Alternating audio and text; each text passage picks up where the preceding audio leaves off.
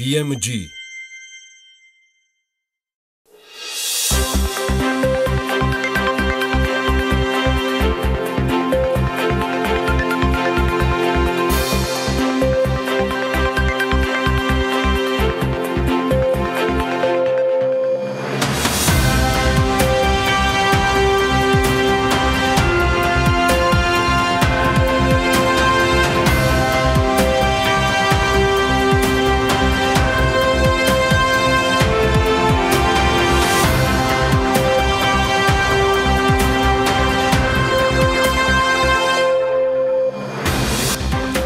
Paraskas დილა მშვიდობისა 12 ოქტომბრის საქმიან მაყურებელს ტელეპიროზე BMG იწყებს თქვენთვის მაუწყებლობას.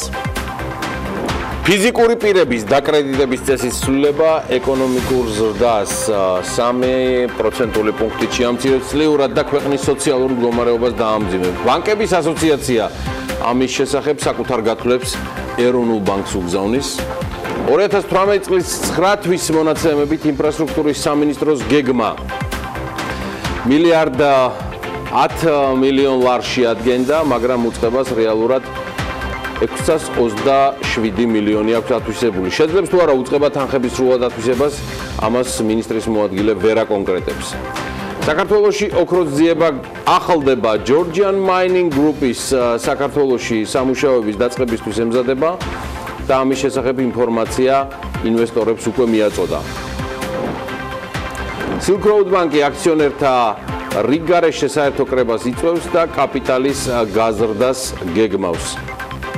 საათობრივი პარკინგის პროექტისთვის მერია საბურთალოსა და ძველ თბილისს განიხილავს. საკონსულტაციო ჯგუფი მოტ მაკდონალდ თბილისის მერიას ახალი უწყების შექმნას ურჩევს. IPM-ის კვლევის მიხედვით კი ქართულ სტუდენტებს დასაქმების საკმაოდ დაბალი მაჩვენებელი აქვს. კვლევის მიხედვით დასაქმებულები მუშაობის მიზეზად ყველაზე ხშირად შრომის ბაზარზე გამოცდილების მიღებას ასახელებენ. Forbes-ი მსოფლიოს 500 საუკეთესო დამქირავებლის სიას ადგენს. რეიტინგის ლიდერი კვლავ Google-ის მშობელია Alphabet-ია, რომელიც მრავალი წელია ამ ტიტულს არც არავის უთმობს.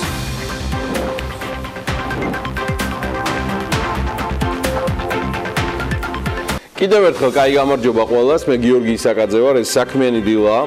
ვიწყებთ ტელეპიროზე მაუწყებლობას. საქართველოში ნავთობპროდუქტებზე ფასები კვლავ კორექციას განიცდის, სამწუხაროდ არა კლების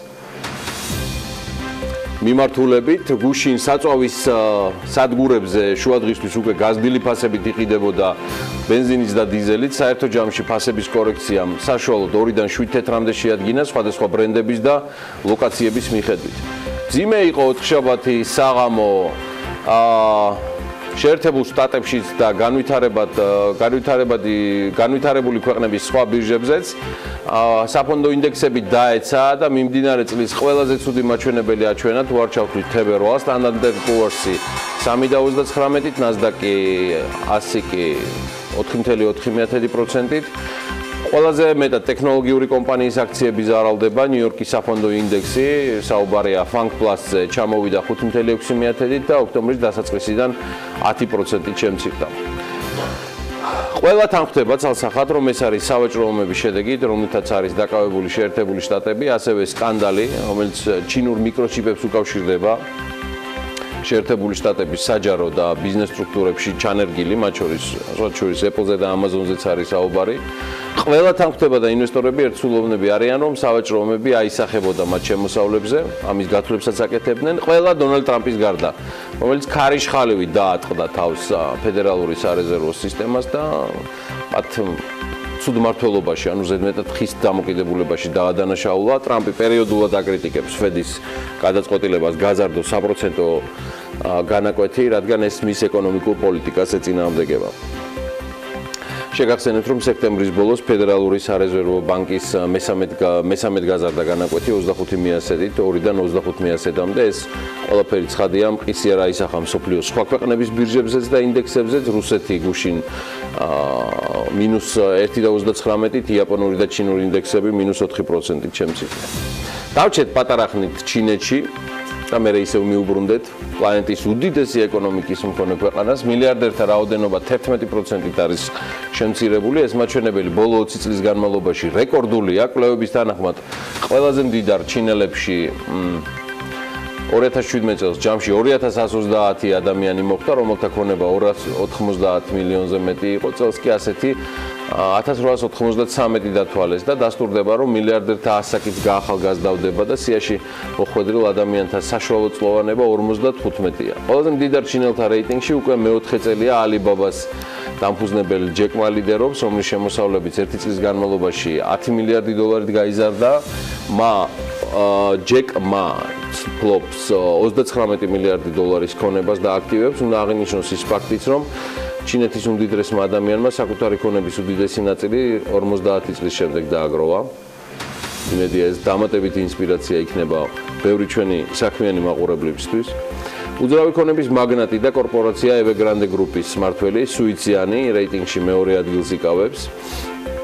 მისი ქონება 36 მილიარდ დოლარად არის შეფასებული და რიგით მესამე მილიარდერი კი ტექ გიგანტის Tencent-ის მფლობელი პონ მაჰუატენია, რაც შეეხება მეოთხე ადგილს, ის Country Garden Holdings-ის მთავარმა აქციონერმა. 37 წლის იან ჰუაენმა დაიკავა, რომლის ქონება 22 მილიარდ დოლარს უტოლდება და ის ერთადერთი ქალია, რომელიც მდიდარ ჩინელთა რეიტინგის ტოპ-10-ში მოხვდა. ჩინელები მოგზაურობასაც ყველაზე გულუხვები არიან და ყველაზე მეც ხარჯავენ. აშშ კი მსოფლიო ტურიზმიდან ყველაზე მეც შემოსავალს იღებს. ქვეყანამ გასულ წელს ტურიზმიდან 210 მილიარდი დოლარის შემოსავალი მიიღო და მსოფლიო ტურიზმის ორგანიზაცია გასულ წელს ჩინეთის მოსახლეობის საერთაშორისო მოგზაურობაზე ამბობს, რომ 257 მილიარდი დახარჯეს, რაც წლიურად თითქმის 5%-ით გაზრდილი მაჩვენებელია. მეორე ადგილზე ამერიკის შეერთებული შტატებია 125 მილიარდ დოლარიანი დანახარჯით, აქ ზრდა თითქმის 10%-იანია.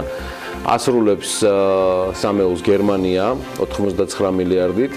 უთეულში შედიან ასევე გაერთიანებული სამეფო 71 მილიარდით და საფრანგეთი 51.4 მილიარდი დოლარით. კარგად იხარჯება ყველაფერი. კანადის მოსახლეობამ გასულ წელს მოგზაურობაზე 31 მილიარდი, თითქმის 32 მილიარდი დახარჯა, ესეც ზრდა არის 8.5%-ით, მე-7 ადგილს 30 მილიარდით კორეა. იკავებს და 10-ს ასრულებენ იტალიელები, ავსტრალიელები და რუსები, რომელთაც 31 მილიარდი დახარჯეს. აღსანიშნავია, რომ რუსეთის მიერ მოგზაურობაზე დახარჯული თანხა წლიურად 30%-ით არის გაზრდა.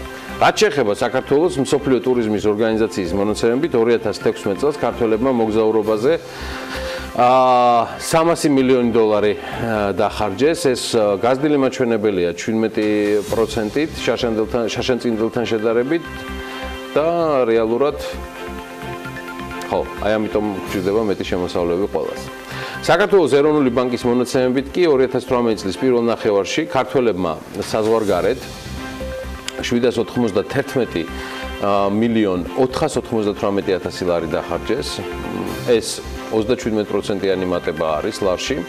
ამ თანხაში შედის როგორც ბანკომატებით განხორციელებული ოპერაციები, ასევე პოსტერმინალებით და ინტერნეტით განხორციელებული ოპერაციები.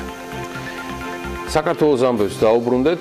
ყასტრანგას თბილისის გაყიდვის შემდეგ მედია კიდევ ერთი ყაზახური აქტივის მფლობელის შესაძლო ცვლილებაზე წერს. ABC TV ყაზახსტანის ცნობით უკვე არსებობს ბათუმის ნავთობტერმინალის პოტენციური მყიდველი, რომელიც აქტივის შეფასებაზე მუშაობს. ამჯერად მყიდველი ყაზმუნაიგაზის ერთ-ერთი შვილობილი კომპანიაა, ასე რომ ტერმინალი ყაზახეთის ნაციონალური კომპანიის პერიმეტრზე დარჩება, თუმცა ადრეა რაიმე კონკრეტული თქმა. ესეთი რამ განუცხადა GBC-ის წყარომ, რომელიც საქმის დეტალებს კარგად იცნობს. ამაზე GBC-ის მესვეურები უწყებიან. ამჯერად საქართველოდან ამბობს, რომ ბათუმის ნავთობტერმინალის მფლობელი შესაძლოა რომ პეტროლი გახდეს, რომელიც ბათუმის ტერმინალის და კონსტანტინოს პორტის დაკავშირებით ნავთობის ტრანზიტის ხაზის აწყობას სურს. ბათუმის ნავთობტერმინალს თავის მხრივ მართვაში აქვს ბათუმის საზღვაო ნავსადგურიც, ესეც რო იცოდეთ. და რეალურად ამ მიმართულებასაც საკმაოდ აქტიურად დავაკვირდებით. Georgian Mining Corp-ის საქართველოში ოქროს ძიების დაწყებისთვის ემზადება. კომპანიამ ინვესტორებს უკვე აცნობა, რომ ეკონომიკისა და მდგრადი განვითარების სამინისტრომ მოიწონა წიაღისეულის ძიებაზე მათი განაცხადი და რაც მნიშვნელოვანი წინადადებული ნაბიჯია სამუშაოების დაწყების ნებართვის თვალსაზრისით ჯორჯიან მაინინგი ელის რომ საბოლოო ნაბიჯის დასრულებას მხოლოდ რამდენიმე კვირა აშორებს და მერე უკვე ჩემი ოქრო ჩემთან. ეს კი უკვე საქართველოა გადავხედოთ Forbes-ის მიერ გუშინ შედგენილ რეიტინგს ყველაზე მაღალ ანაზღაურებად ჩინოვნიკებთან დაკავშირებით. 2017 წელს ქვეყანაში საშუალო თვიური ანაზღაურება 999 ლარი იყო. საქსტატის ინფორმაციით 10 წლის წინ ეს მონაცემი 368 ლარს შეადგენდა. ყველაზე მაღალ ხელფასს საფინანსო და სადაზღვევო სექტორში დასაქმებულები იღებენ. საქსტატის ინფორმაციით ყველაზე მაღალი ხელფასი მენეჯერულ პოზიციებზე დასაქმებულებს აქვთ. საშუალოდ 2177 ლარი. ერთ-ერთი ყველაზე მაღალ ანაზღაურებადი საჯარო მოხელე საპარტნიორო ფონდის თავმჯდომარეა. 2017 წელს მან ხელფასი ჯამში 326,000 ლარი აიღო. თვიურად მისი სახელფასო შემოსავალი 28,000 ლარია. ჯამში ამ თანამდებობაზე ყოფნისას დავით საგანელიძეს 2 წელში და 4 თვეში 824,250 ლარი ერგო. ამავე ფონდის საკუთრებაში მყოფი საქართველოს რკინიგზის გენერალურმა დირექტორმა დავით ფერაძემ 39 სამუშაო დღეში 2017 წლის მიწურულს 15,696 ლარი მიიღო. მისი წინამორბედის მამუკა ბახტაძის თვიური შემოსავალი 18,372 ლარს შეადგენდა. ჯამში საქართველოს რკინიგზის ხელმძღვანელობისას მას 828,000 ლარის ხელფასი აქვს აღებული. მაღალ ანაზღაურებადი თანამდებობაა საქართველოს ნავთობისა და გაზის კორპორაციის გენერალური დირექტორის პოსტი, რომელიც დავით თვალაბეიშვილმა 2012 წლის ნოემბერში დაიკავა და 2017 წლის დეკემბრამდე სულ 762,000 ლარის ანაზღაურება მიიღო. თვიური სარგო ამ შემთხვევაში 14,593 ლარს შეადგენდა. სულხან ზუმბურიძის ხელფასი, რომელიც სააქციო საზოგადოება საქართველოს სახელმწიფო ელექტროსისტემის რეაბილიტაციის მმართველთა საბჭოს თავმჯდომარე 2007 წლის დეკემბრიდან არის 28,000 ლარს აღემატებოდა. 5 წლის განმავლობაში მან ანაზღაურების სახით 1,400,000 ლარზე მეტი აიღო. რეიტინგში ხვდება ელექტროენერგეტიკული სისტემის კომერციული ოპერატორის გენერალური დირექტორი. ვახტანგ ამბოკაძეს 5 წელში 645,046 ლარი ერგო. 2016 წლიდან საქართველოს ენერგეტიკისა და წყალმომარაგების მარეგულირებელი ეროვნული კომისიის თავმჯდომარე ირინა მილორავას ხელფასი თვიურად 13,800 ლარია და ჯამში 165,604 ლარი აქვს მიღებული. საქართველოს კომუნიკაციების მარეგულირებელი ეროვნული კომისიის თავმჯდომარის თვიური შემოსავალი 20,000 ლარია. კახა ბექაურმა ამ თანამდებობაზე 2014 წლიდან 2017 წლის ჩათვლით 970,892 ლარი მიიღო. ამავე კომისიის წევრ ვახტანგ აბაშიძეს 2014 წლიდან 2017 წლის ჩათვლით 933,086 ლარის ანაზღაურება ერგო. სიაში ხვდება ეროვნული ბანკის პრეზიდენტიც, რომლის ხელფასიც თვიურად 20,250 ლარს უტოლდება. კობა გვენეტაძემ 2017 წელს 253,000 ლარი მიიღო, საიდანაც 165,000 ლარი პრეზიდენტის რანგში ერგო და 78,000 ლარი საბჭოს წევრის სტატუსით. ეროვნულ ბანკში მუშაობის პერიოდში გვენეტაძის ანაზღაურება ჯამში 9 მილიონს აღწევს. დავით საგანელიძეზე გამახსენდა და პირდაპირ მოხდა ჩემი აზრით უხერხული, მაგრამ მაინც დაკავშირება საპარტნიორო, ანუ სახელმწიფო ფონდისა მისი ერთ-ერთი პროექტისა, ყოფილი მთავარი პროკურორის ოთარ ფარცხალაძის სახელთან და პერსონასთან, მისი ადვოკატის განცხადებას, რომ ექს-მთავარი პროკურორი თბილისის კომპოზიტური ქარხნის პროექტშია ჩართული, საპარტნიორო ფონდი პასუხობს, რომ Royal Development-თან არც საჯარო ხელშეკრულების თაობაზე მოლაპარაკების დაწყების დროს 2015 წლის მარტში და არც მისგან მიწის გამოსყიდვის მომენტში 2016 წლის დეკემბერში ოთარ ფარცხალაძე არ ფიგურირებდა Royal Development-ის მფლობელებს შორის. ესეთ განცხადებას ავრცელებს საპარტნიორო ფონდი. შეგახსენებთ, რომ ადვოკატმა გაგი მოსიაშვილმა ექს-მთავარი პროკურორი თბილისის კომპოზიტური ქარხნის პროექტში არის ჩართულიო, ესეთი რამ განაცხადა გუშინ და ბიზნესში ბოლო 5 წლის განმავლობაში ყოფნისას ეს პროექტი მისი, ანუ ოთარ ფარცხალაძის შემოსავლის ძირითად წყაროს წარმოადგენს. რა ფორმით არის ოთარ ფარცხალაძე დაკავშირებული კომპანიასთან, ადვოკატი მოსიაშვილი ვერ ამბობს, ვარაუდობს, რომ იგი კონსულტანტია, თუმცა მედიასთან პირობა დადო, რომ კომპანიაში ოთარ ფარცხალაძის პოზიციას და ფუნქციებს დააზუსტებს, თუმცა იქვე ამატებს, რომ ბატონი ოთარი ამაყობს ამ პროექტით. ქარხანა ისრაელის კომპანია ელბიტმა საპარტნიორო ფორტთან ერთად ააშენა და დიდი ზარზეიმით 2018 წლის მაისშიც გაიხსნა. საპარტნიორო ფონდი ამ თემას, როგორც გითხარით, გუშინ ღამევე გამოეხმაურა და ფარცხალაძეს არც ჩვენთან და არც ამ პროექტთან საერთო არაფერი არ აქვს. არ დააყოვნა ოთარ ფარცხალაძემაც და საღამოს რუსთავი 2-ში უსტარი აფრინა, რომ ის ებრაულ მხარეს წარმოადგენდა. არ ვარ ბატონო კონსულტანტი და ებრაულ მხარეს წარმოადგენდიო. პროექტიც გავაკეთე და კარგი საკომისიოც მივიღეო, ანუ გასამრჯელო. ეს ყველაფერი კარგი, მაგრამ ჩემთვისაც გამორჩეული პროექტთან დაკავშირებით კითხვები მომემატა და ვეცდები პასუხები ქარხნის და პროექტის მესვეურებისგან მომავალ კვირაში მივიღო. ისე ერთში ჰალალად დავწმუნდი რა, მაგარ ბარდაკში ხართ. ისეთ არეულობაში და ბარდაკში, რომ კრილოვს და მის პერსონაჟებს საღათას ძილით ძინავთ და საქმიანი დილითაც კი ვერტყბებიან. ასეა ეს. პლანეტის ყველაზე მდიდარი 7 ადამიანის ქონებას ვერ ვეწევით, მიუხედავად იმისა, რომ მათი ქონება ერთ დღეში 21 მილიარდით შემცირდა. მსოფლიოს ყველაზე მდიდარი ადამიანების ჯეფ ბეზოსის ქონება 4 შაბათს 9 მილიარდ 100 მილიონით შემცირდა და აგერ განიცდის დემური 154 მილიარდ 700 მილიონი შეადგინა. მიზეზი ამერიკის ბირჟებზე ფასების ვარდნა გახსდა. ამაზონის აქციების ფასმა ერთ დღეში 6%-ზე მეტად იკლო. ოქტომბრის დასაწყისიდან კომპანიის აქციების ფასი კი 13%-ით არის შემცირებული. ბეზოსის ქონების 16% სწორედ ამაზონზე მოდის. შემცირდა ტექნოლოგიური სფეროს სხვა წარმომადგენლების ქონებაც.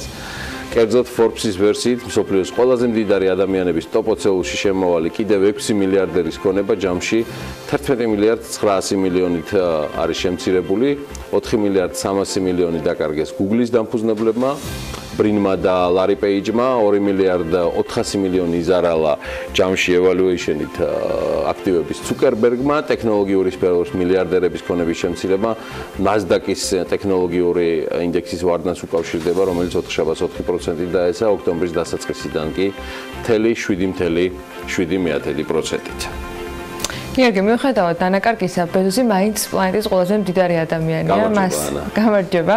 მას ერთი პოზიციით ბილ გეიტსი ჩამორჩა, რომლის ქონებაც გუშინ 1.8 შემცირდა და ისიც კვლავ მეორე ადგილზე რჩება.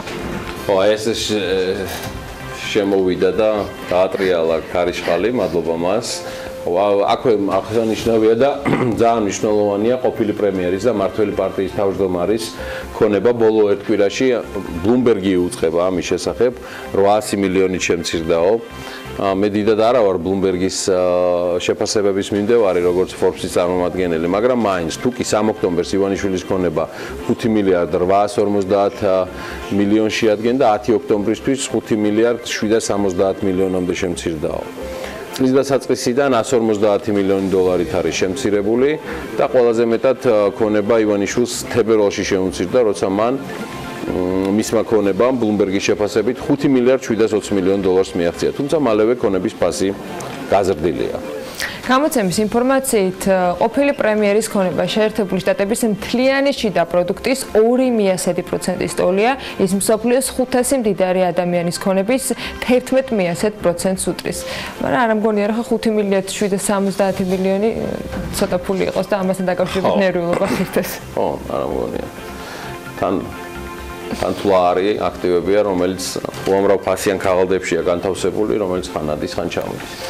კარგი, 2018 წლის მეორე კვარტალში 2018 წლის პირველ კვარტალთან შედარებით უძრავი ქონების ბაზარი მნიშვნელოვნად არ გააქტიურებულა, მაგრამ ზრდა მაინც დაფიქსირებულია 22%-იანი გასულ წელთან შედარებით და უძრავი ქონების ჯამურმა რაოდენობა მანა 30064 ერთეული შეადგინა. TBC ბანკის ICT-ის და კვლევითი ინსტიტუტისა და Forset-ის ერთობლივი კვლევის მიხედვით უძრავი ქონების ბაზრის ზრდაში მნიშვნელოვანი ადგილი კვლავ თბილისის უძრავი ქონების ბაზრის გააქტიურებას უკავია. მეორე კვარტალში თბილისი უძრავი ქონების გაყიდვების წლიურმა ზრდამ არ არის ცუდი.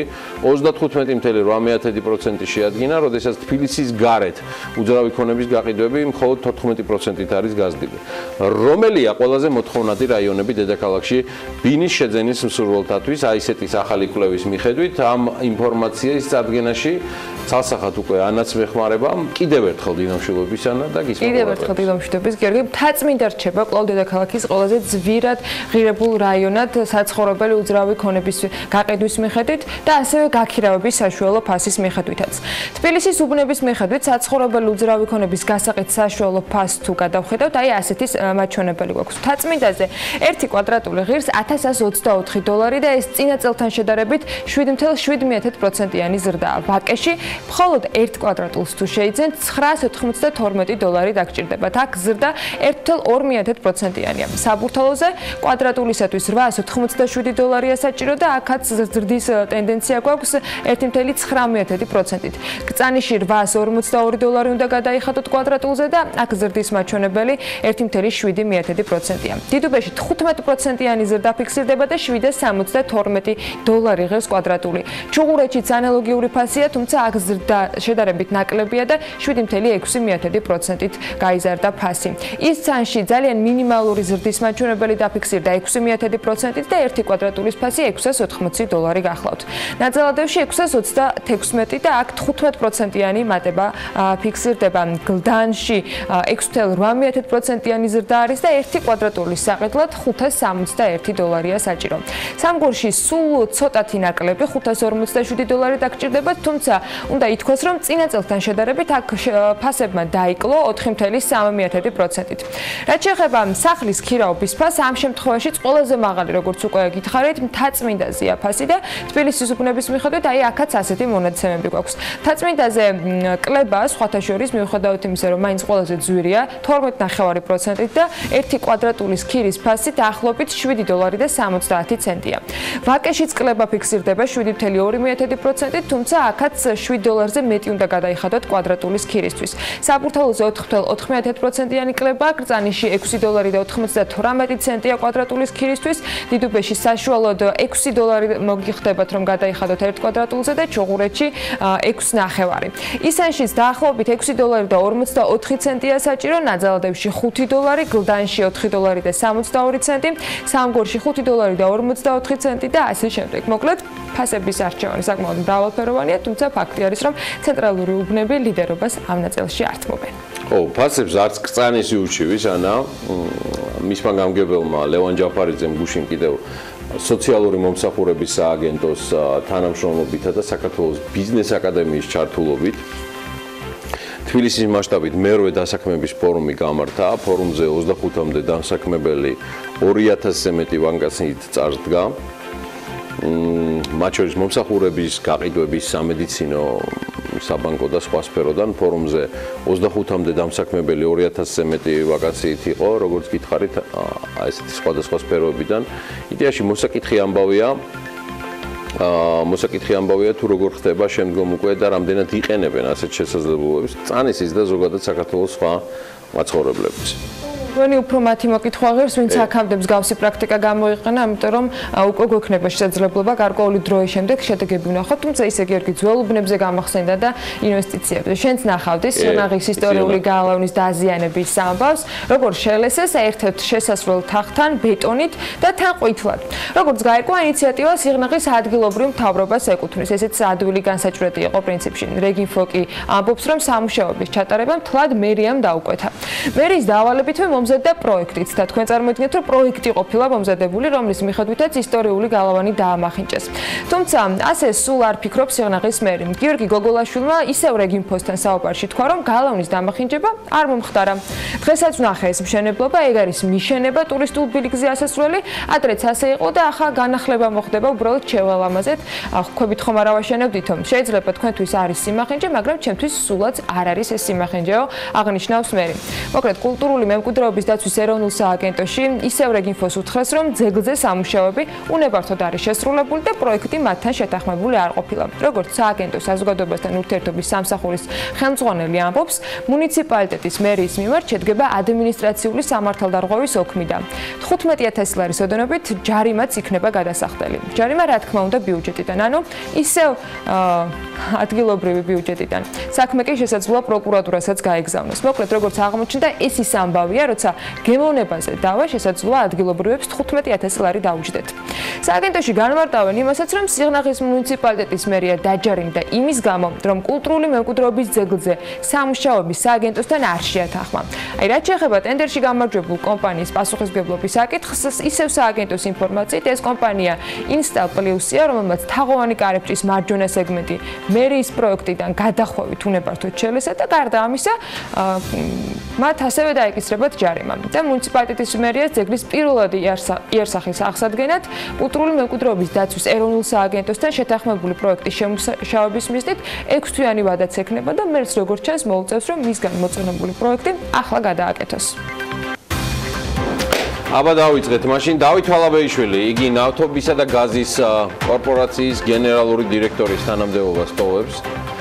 საათობრივი პარკინგის საპილოტო პროექტისთვის თბილისის მერია საბურთალოს და ძველთბილის განიხილავს. კლდეში ნაკვეთ 16 სართულიან სამონასტრო კომპლექსში კი ვანის ქვაბეთში ქვათაცვენა დაიწყო. და ის ტურისტებისთვის ამ მიზეზით არის დახურული. ფიზიკური პირების დაკრედიტების წესის ცვლილება წლიურ ეკონომიკურ ზრდას 3 პუნქტით შეამცირებს და ქვეყნის სოციალურ მდგომარეობას ამძიმებს. ამის შესახებ ბანკების ასოციაციის მიერ ეროვნული ბანკის პრეზიდენტის სახელზე გაგზავნილ წერილშია. ბანკების ასოციაცია ეროვნულ ბანკს ასევე იმ რისკების შესახებ აფრთხილებს, რომელიც შეიძლება დებულების ამ ფორმით ამოქმედებას მოხვდეს. დებულების ძალაში შესვლიდან მომავალი 12 თვის განმავლობაში მიგვაჩნია, რომ აღნიშნული დებულების ეფექტი მთლიან საკრედიტო პორტფელიოზე ნეგატიურად აისახება და გამოიწვევს მის შემცირებას 3.4%-ით. აღნიშნული უმეტესწილად უზრუნველყოფილი იქნება ფიზიკურ პირებზე, მათ შორის ინდმეწარმეებზე გაცემული სესხების მთლიანი პორტფელის შემცირებით.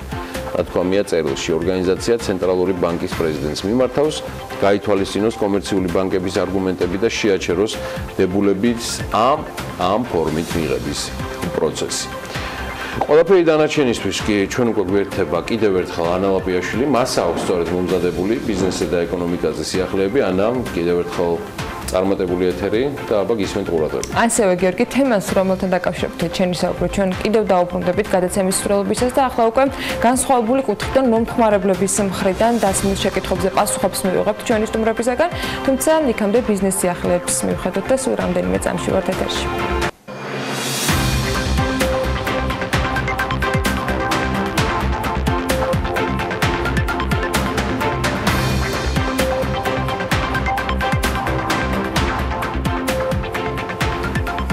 რეგიონული განვითარებისა და ინფრასტრუქტურის სამინისტროში ჯერ ვერ აკონკრეტებენ, შეძლებენ თუ არა 2018 წლის ბიუჯეტის ათვისებას, თუმცა მინისტრის მოადგილე მზია გიორგობიანი აღიარებს, რომ ამ მხრივ სირთულეები არსებობს.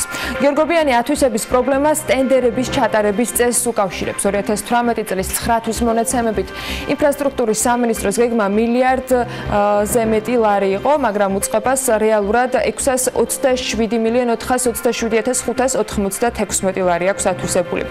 2019 წლის ბიუჯეტის პროექტის მიხედვით კი ინფრასტრუქტურის სამინისტროს შემდეგი წლის ბიუჯეტი თითქმის 140 მილიონით კიდევ გაიზრდება და ის მილიარდ965 მილიონი ლარი იქნება. ბიუჯეტის პროექტში ჩადებულია ის პროექტები, რომლებსაც სამინისტრო 2019 წელს დააფინანსებს. დავით ვალაბეიშვილი კი ნავთობისა და გაზის კორპორაციას ტოვებს. BMG-ის ინფორმაციით ვალაბეიშვილი მომდევნო კვირიდან საქართველოს სახელმწიფო ელექტროსისტემის მმართველთა საბჭოს თავმჯდომარის პოსტს დაიკავებს, რომელსაც ამ დრომდე სულხან ზუმბურიძე ხელმძღვანელობდა. თუმცა ვინ უხელმძღვანელებს ნავთობისა და გაზის კორპორაციას, ეს ჯერ უცნობია. საქართველოს სახელმწიფო ელექტროსისტემასაც დაუკავშირდით, სადაც სულხან ზუმბურიძის თანამდებობიდან წასვლაც დაგვიდასტურეთ და იქ ამბობენ, რომ მან პირადი განცხადების საფუძველზე დატოვა თანამდებობა, თუმცა ვინ შეცვლის მას, ამის შესახებ ინფორმაციას არ ფლობენ.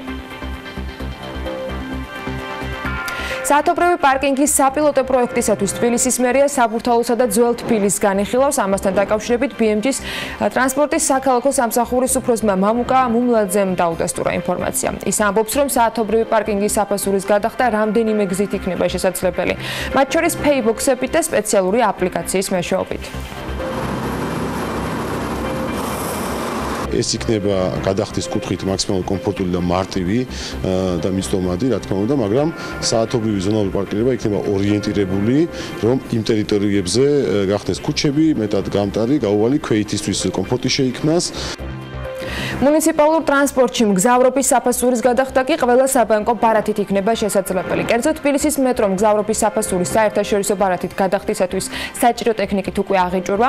ამასთან დაკავშირებით საქართველოს ბანკში აკეთებენ განმარტებას და აღნიშნავენ, რომ ამ ეტაპზე ავტობუსების ახალი გადახდის სისტემაზე გადაყვანა მიმდინარეობს. გასულ წელს მერიის მიერ გამოცხადებულ აუქციონში სწორედ საქართველოს ბანკმა გაიმარჯვა, სადაც გაბილეთიანების სისტემის ოპერირების უფლება მათ 10 წლის ვადით მიიღეს.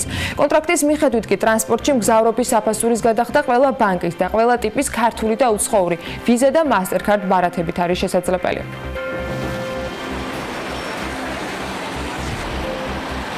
საკონსულტაციო ჯგუფი მოდ მაკდონალდი თბილისის მერიას ურჩევს სარკინიგზო ინფრასტრუქტურა განავითაროს იმისთვის, რომ დედაქალაქის მიმდებარე ტერიტორიებიდან დედაქალაქის ცენტრამდე მოსახლეობა რკინიგზის მეშვეობით მიდიოდეს. თბილისის საკრებულოში კომპანიის მომხსენებლებმა ისაუბრეს ამასთან დაკავშირებით დეტალურად და აღნიშნეს, რომ რკინიგზის გამოყენება საჭიროა იმისთვისაც, რომ დედაქალაქის ცენტრი საერთაშორისო ტრანსპორტით არ გადაიტვირთოს. და მესამე ადგილზე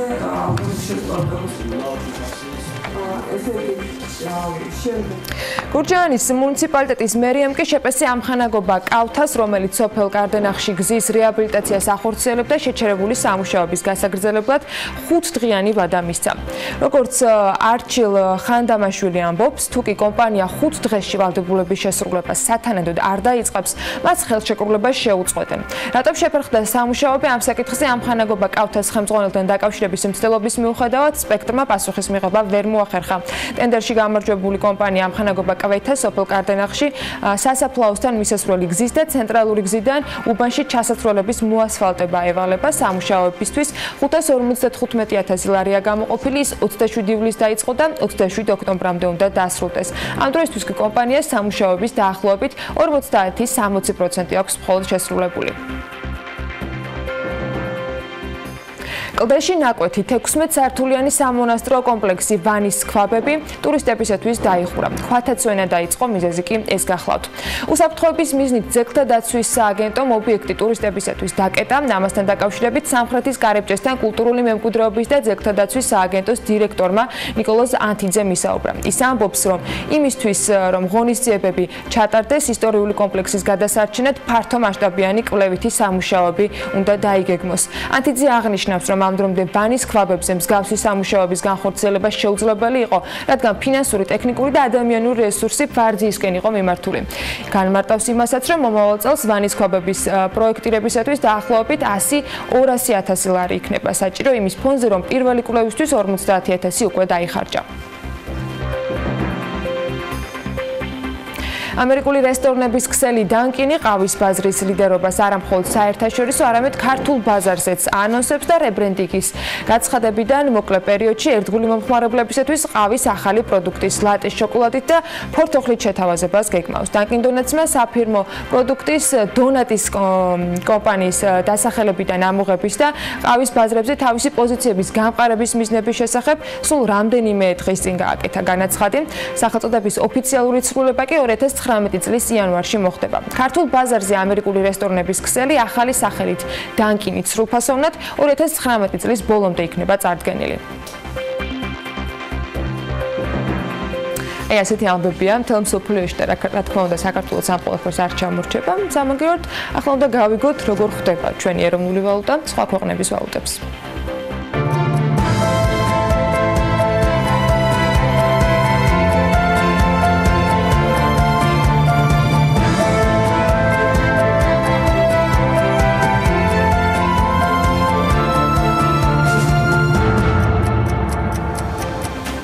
ხდება ძველებურად, პრინციპში დიდად არ შეცვლილა წყვილები არც ევროსთან, არც ლირასთან და არც ფუნტ სტერლინგთან, დოლარიც 2 62 თეთრზეა, ლარი დოლარის წყვილი, გამყარდა ევრო, 3 ლარი და 4 თეთრი, ლირა 44 თეთრი, ფუნტი სტერლინგის ღირებულება 3 და 57 თეთრია.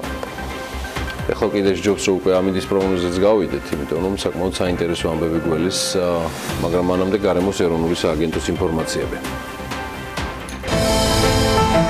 ამინდის პროგნოზის სპონსორია SEU Development.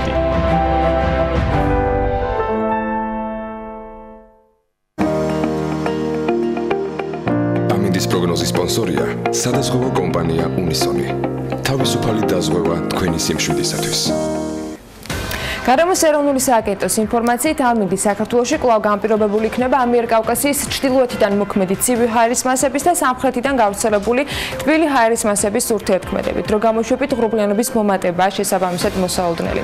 დასავლეთ საქართველოში უნალექო ამინდი იქნება, აღმოსავლეთ საქართველოში მხოლოდ კახეთის რეგიონში დღის მეორე ნახევრიდან ზოგან შესაძლოა იყოს მცირე ხანმოკლე წვიმა, საქართველოში იქროლებს აღმოსავლეთის მიმართულების ქარი.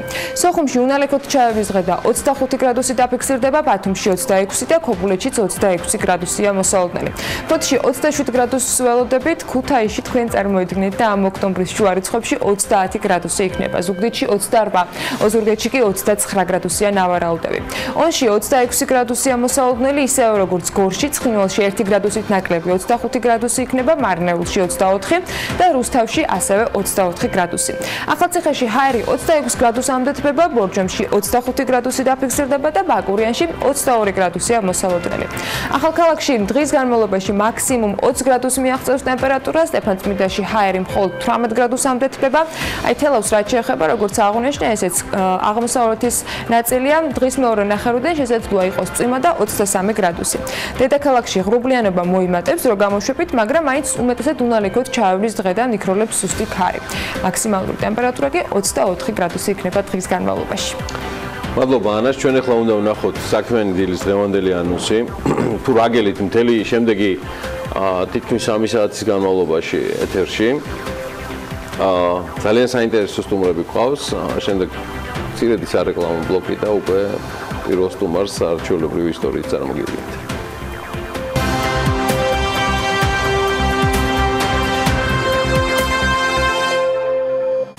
12 ოქტომბერს დილას საქმიანად იწყებენ გიორგი გიქორაშვილი, იმედა მაკასარაშვილი, შალვა ოგბაიძე, გიორგი კეპულაძე, ანი ალიბეგაშვილი, თამუნა ჟიჟილაშვილი.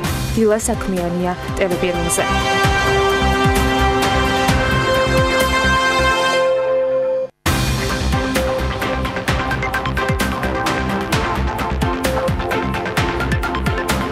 ერთი წლის წინ ჯონ როულინგმა ბილეთი ჯერ 100-ით, ძალიან მალევე 1000-ობით და მილიარდობით ადამიანსაც კი 934 პლატფორმის მატარებელზე აჩუქა. 73-ზე მეტ ენაზე ნათარგმნი წიგნის და მაღალშემოსავლიანი ფილმების დახმარებით მილიონობით ადამიანმა გაიცნო ბიჭი სახელად ჰარი. პოტერმა მეგობრებთან ერთად ჯერ ფილოსოფიური ქვა დაიცვა, ბოროტი ძალებისაგან გველს ესაუბრა, ქვიდიჩი ითამაშა, ბასილიკო მოკლა, ცეცხლოვანი თასი მოიპარა და ვოლდემორტს დაამარცხა. თანაც იმაზე მეტჯერ ვიდრე ეს ყველა სხვა ჯადოქრებმა ერთად აღებულმა მოახერხეს. შეიქმნა ისტორია, ცალკე ჰარი პოტერი ბიზნესად იქცა, ცალკე ინდუსტრიად ჩამოყალიბდა ჯამში. იბატონო ინგლისელი ავტორის შექმნილი პერსონაჟი შემოსავლის წყარო გახდა ჰოლივუდისთვის, ბრიტანეთისთვის, იმ ცალკეული სხვადასხვა ლოკაციებისთვის, რომლებიც ფილმის სცენარისთვის შეარჩიეს ავტორზე, რომ აღარაფერი ვთქვა, თქვენ წარმოიდგინეთ და ერთი ჩვეულებრივი წიგნის მაღაზია პორტოში, რომელიც ჰარი პოტერის სასწავლებლის ერთ-ერთი ოთახის გრაფიკულ ასაწყობად ინსპირაცია გახდა ტურისტებისთვის აუცილებელი მოსანახულებელი ადგილების ჩამონათვალში.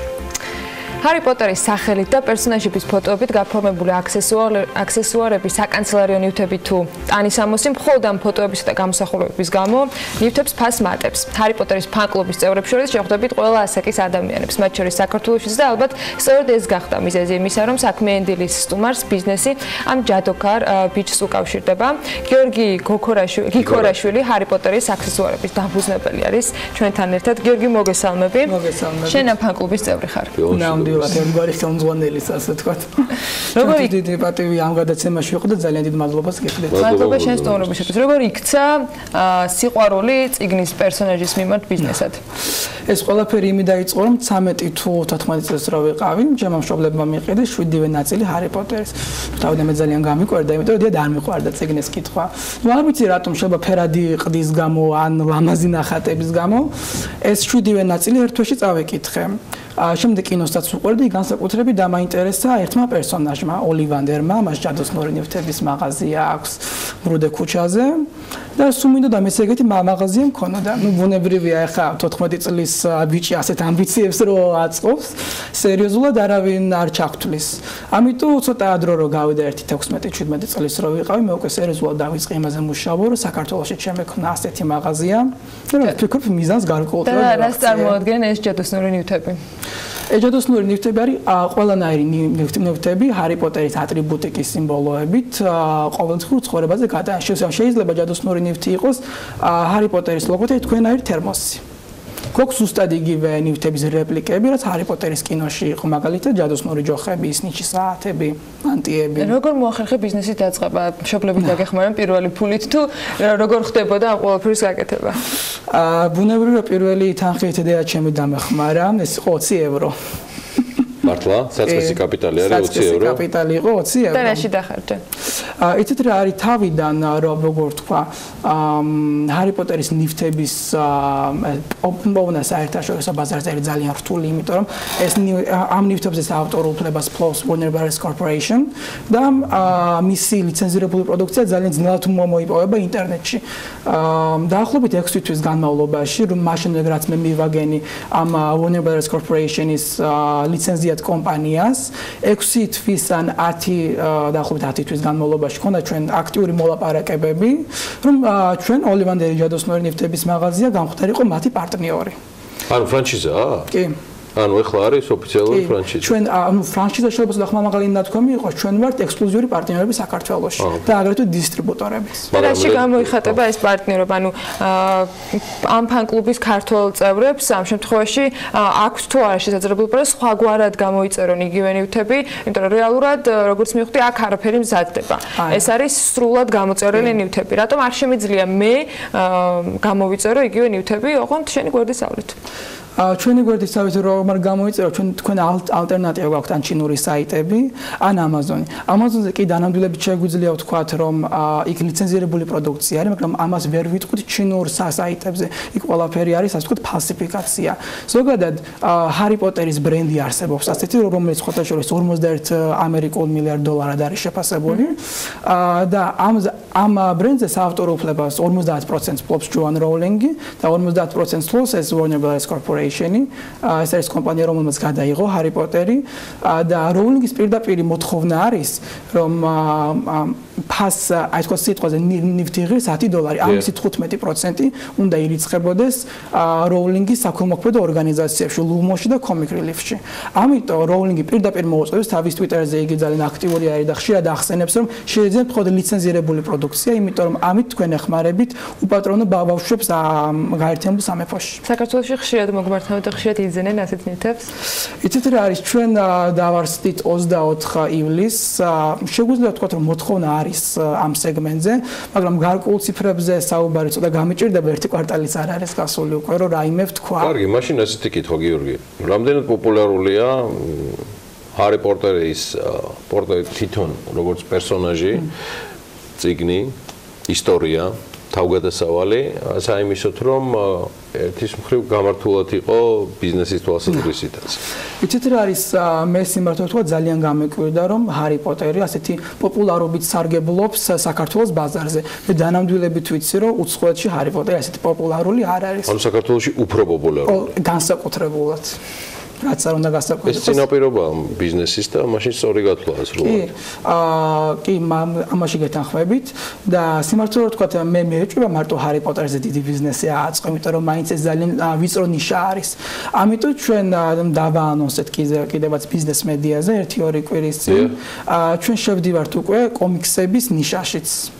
რაც გამოიხატება ცოტა უფრო დეტალურად, მოდი ჩავშალოთ. მარველის სუპერგმირები, DC Comics-ის სუპერგმირები, ამაზეც გვაქვს დისტრიბუტორები ვართ მარველისა და DC Comics-ების. აქაც ლეგალური თემა მოხსნილი გაქვს? კი, მოხსნილი არის უკვე. ჩვენ როცა დავაანონსეთ, უკვე მოგვარებული ქონდა ეს პრობლემა. BMJ-ის მითხრელებში სახებ ინფორმირებულიეს. კი. და როდესაც გეგმოთ უკვე რომ ამ მიმართულებით აქტიურად დაიწყოთ შეთავაზებები? უკვე ანუ კომიქსების კუთხით შეთავაზებები უკვე დაწყებული არის ჩვენ საიტით ჩავუშვით დაახლოებით 1 კვირის წინ. უბრალოდ ისეთი ფართო ასორტიმენტი არ გვაქვს ხელთ როგორც გვაქვს ჰარი პოტერზე. მაგრამ მეორის მხრივ ჰარი პოტერი უფრო ცნობადია კომიქსები ამერიკული ბაზრისგან განსხვავებით საქართველოში ჩემი გადმოსახედიდან არც პოპულარული. ვერ დაგეთახვევით მაგაში ასწავლოთ. ძალიან მაგრა. იცით როგორი არის აი კომიქსები ეს არის კულტი ერთგვარი. იმიტომ რომ საქართველოსთვის რამდენად არის კულტი ეს მაინტერესებს. აი ერთი კვირის საფუძველზე შემიძლია ვთქვა რომ აქაც საკმაოდ აქტიურად უბავს ქართველიერი ამერიკულ ტრენდებს ხარს.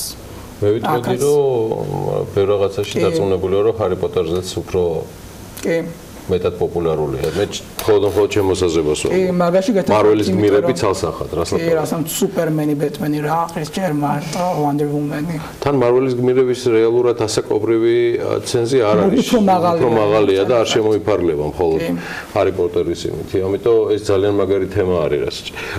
მანდაც ანალოგიური მსგავსად ჰარი პოტერისა იგივე ხელშეკრულებაა? ანუ ჩვენ ვართ რიტეილერები ზუსტად და ვართ დისტრიბუტორები, ანუ ჩვენ გვაქვს საცალო ვაჭრობის პლატფორმა და გვაქვს საბითუმო ვაჭრობის პლატფორმა.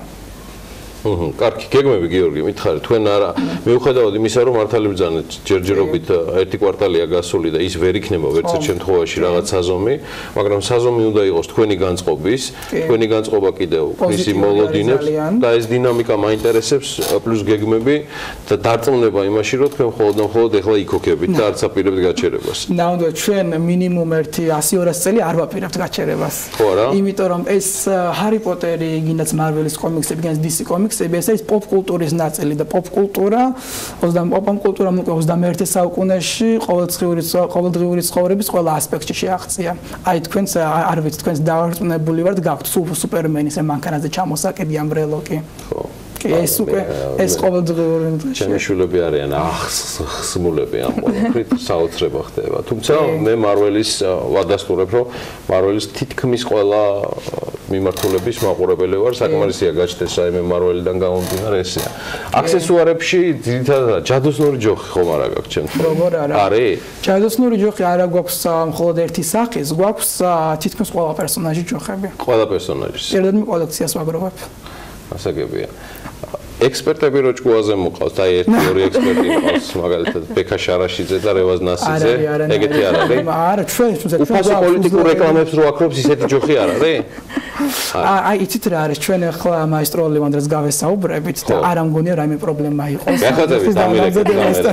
დამირეკეთ მერე? აუცილებლად. უზრუნველი ჯოხი გვაქვს, დიდი მედეს ვამყარებთ, მაგრამ თუ დაგეხმარებათ, ხო დისკრეტია. კი, თავარია ჯოხიც ისეთი იყოს, ლევამოსილი და მე რაიმენაირად შევძლებ, რომ სწორი გამოყენება მიცეთ. მე წარმატებები მინდა გიორგი გიგორაშვილს უსურვო.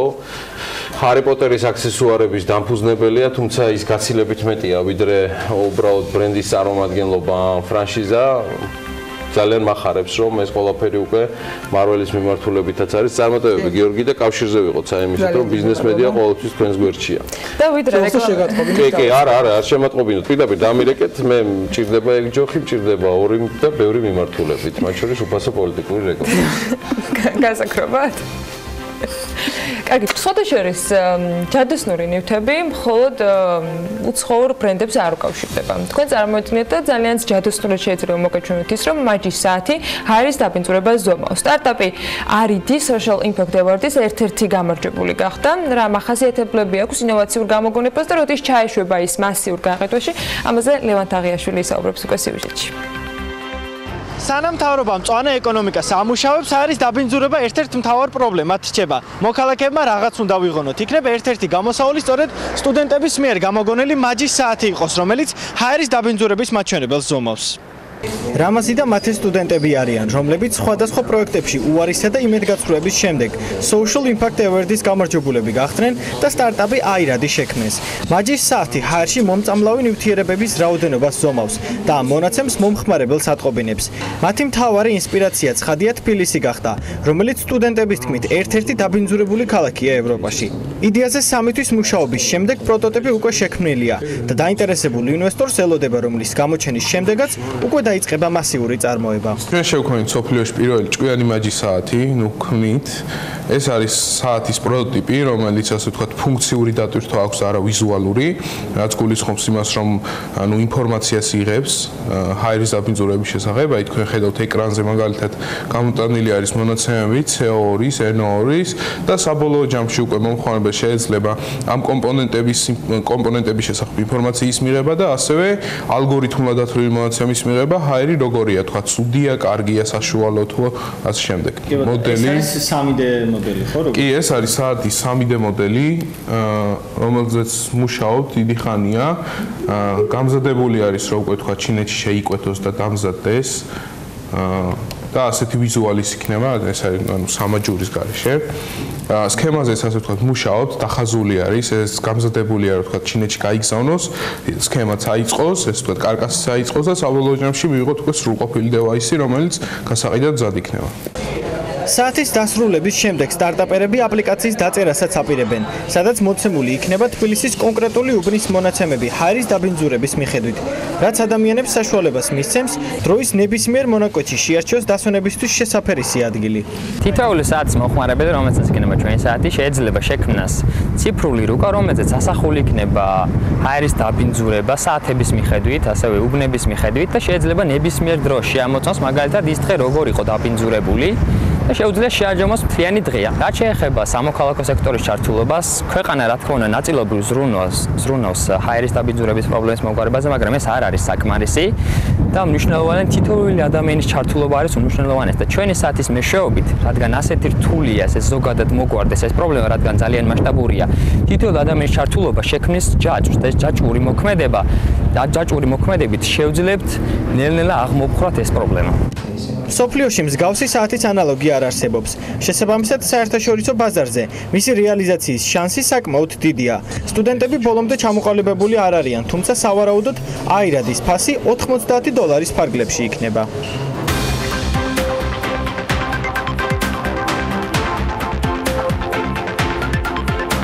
ინვესტორთა საბჭო სასოფლო-სამეურნეო დანიშნულების მიწის შესახებ კანონის პროექტთან დაკავშირებით ყველაზე მწვავე საკითხებზე 2 რეკომენდაცია აქვს. 2017-18 წლებში განხორციელებული სამინისტროების ოპტიმიზაციის შედეგად კი საჯარო მოსამსახურეების რიცხვი ჯამში 1000-ზე მეტი კაცით შემცირდა. ბიზნესი ახლებით დაუბრუნდით საქმიანი დილის ეთერში სასოფლო-სამეურნეო დანიშნულების მიწის შესახებ კანონის პროექტთან დაკავშირებით, რომელიც ამ დრომდე საჯარო არ არის, ინვესტორთა საბჭოში 2 რეკომენდაცია აქვს. დოკუმენტს პარლამენტის აგრარულ საკითხთა კომიტეტი წერს და პროექტი ჯერჯერობით მედიისთვის ხელმისაწვდომი არ არის. პრემიერმა რამდენიმე დღის წინ განაცხადა, რომ ამ დოკუმენტის გაცნობა საბჭომ მას შემდეგ შეძლო, რაც პარლამენტს მის გასაცნობად გადაგზავნა სთხოვა.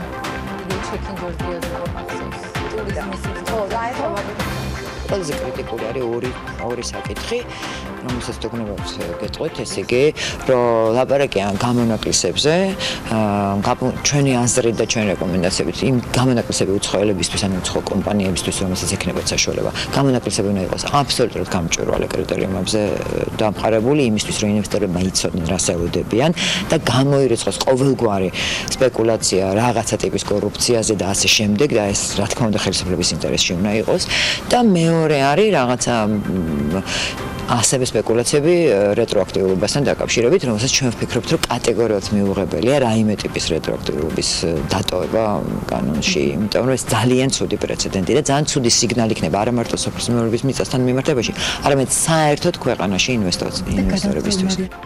ინვესტორთა საბჭოს ხდომაზე ასევე ყურადღება გადახდის სულუნარობის რეფორმასთან დაკავშირებულ კონსულტაციებს ეთმობოდა, რომელიც როგორც მარიამ მეღუნეთუხუცესმა აღნიშნა, დაასასრულს უახლოვდება და საბოლოო დოკუმენტი პარლამენტს უახლოეს პერიოდში წარადგინება.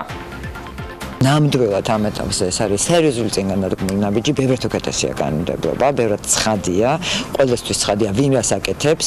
ახსოვებს ეროვნული ბიუროს ფუნქცია განისაზღვრა და განიმარტა და აქაც წინგადადგმული ნაბიჯია და რეალურად ვფიქრობთ, რომ მოკლე ხანში უკვე ეს კანონი უნდა შევიდეს ძალაში, რასაც ველოდებით პრინციპში და შეჯერებულია ეს პოზიცია.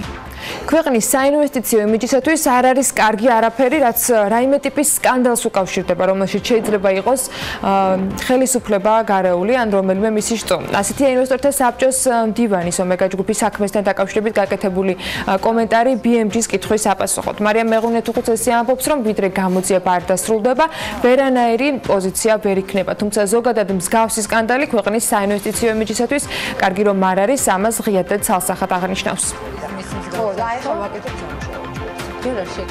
Georgian Mining Corp-ის საქართველოში ოქროსძიების დასაწყებად ემზადება. კომპანიამ ინვესტორებს აცნობა, რომ ეკონომიკისა და მდგრადი განვითარების მინისტრმა წიაღისეულის ძიებაზე მათი განაცხადი მოიწონა, რაც მნიშვნელოვანი წინგადადგმული ნაბიჯია სამუშაოების დასაწყებად ნებართვის მიღების თვალსაზრისით. Georgian Mining-ი ელის, რომ საბოლოო ნაბიჯის დასრულება რამდენიმე კვირაში მოხდება. იმ პირებს, რომელთა ძირითადი საქმიანობაც ტაქსაობა არ იქნება, შეეძლებათ სხვა ფერის მანქანებითაც იმოძრავონ. ამასთან დაკავშირებით თბილისის მერიის ტრანსპორტის საქალაქო სამსახურის უფროსი მამუკა მუმლაძე აკეთებს BMG-სთან განმარტებას. ინიციატივამ საკრებულოს სატრანსპორტო კომისიის ხდომაზეც იყო წარმოდგენილი, წინადადებას კი საკრებულოს მხარდაჭერა მოჰყვა. მამუკა მუმლაძე განმარტავს, რომ A და B კატეგორიებს შორის განსხვავებებთან დაკავშირებით B კატეგორიის მქონე მძღოლებს არ ექნებათ გარკვეული პრივილეგიებით სარგებლობის საშუალება A კატეგორიის მძღოლების განსხვავებით. განსხვავება ის იქნება, რომ A კატეგორიას ექნება პრივილეგიები, A კატეგორიისთვის გამოყოფილი იქნება უფასო ტაქსის ადგილები, ის შეღავათები, რომლებიც იქნება და სიკეთეები მათზე, ანუ ვერ გავრცელდება B კატეგორიაზე, ანუ B კატეგორიას უფასო დგომის ადგილი არ ექნება, B კატეგორიას რეკლამის განთავსების უფლება არ ექნება და ტაქსის ვიზუალს ვერ მიიღებს. შესაბამისად, B კატეგორია ის არის, რაც არის დღეს. ფინანსთა მინისტრის მოადგილის გიორგი კაკაურიძის განმარტებით 2017-18 წლებში განხორციელებული სამინისტროების ოპტიმიზაციის შედეგად ჯამში 1000-ზე მეტი კაცით შემცირდა საჯარო მოსამსახურეების რიცხვი. დანარჩენი იყო ვაკანტური პოზიციები, სადაც უბრალოდ არავინ დანიშნულა. ბიუროკრატიული ხარჯების შემცირების ჯერა დარგობრივი ეკონომიკის და ეკონომიკური პოლიტიკის კომიტეტის თავმჯდომარეს რომან კაკულიას, თუმცა მისგან განსხვავებით ოპოზიციონერი დეპუტატი რომან კოცირიძე ირწმუნება, რომ ტყუილია თითქოს ბიუროკრატიის ხარჯები მცირდება და 1500 კაცით ნაკლები იმუშავებს მხოლოდ უწყებაში.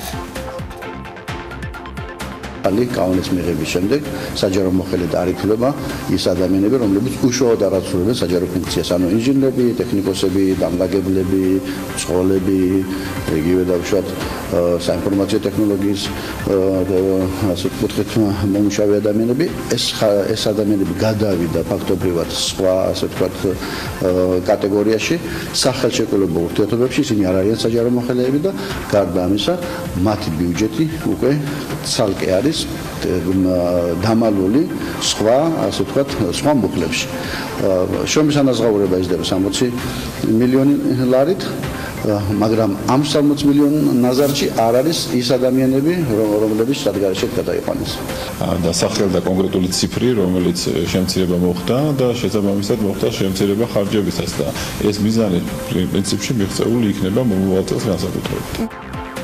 ქვეყნის რეგიონების გაზიფიცირებასთან დაკავშირებული საკითხები განიხილეს რეგიონული განვითარებისა და ინფრასტრუქტურის სამინისტროში გამართულ შეხვედრაზე. სამუშაო შეხვედრას, რომელსაც ვიცე-პრემიერი, რეგიონული განვითარებისა და ინფრასტრუქტურის მინისტრი უძღვებოდა, ყველა რეგიონის გუბერნატორი, მთავრობის ადმინისტრაციის რეგიონული განვითარების სამსახურის უფროსი, ეკონომიკის, გარემოსდაცვის და სოფლის მეურნეობის სამინისტროების, ასევე გაზის ტრანსპორტირების კომპანიის და სემეკის ხელმძღვანელები ესწრებოდნენ.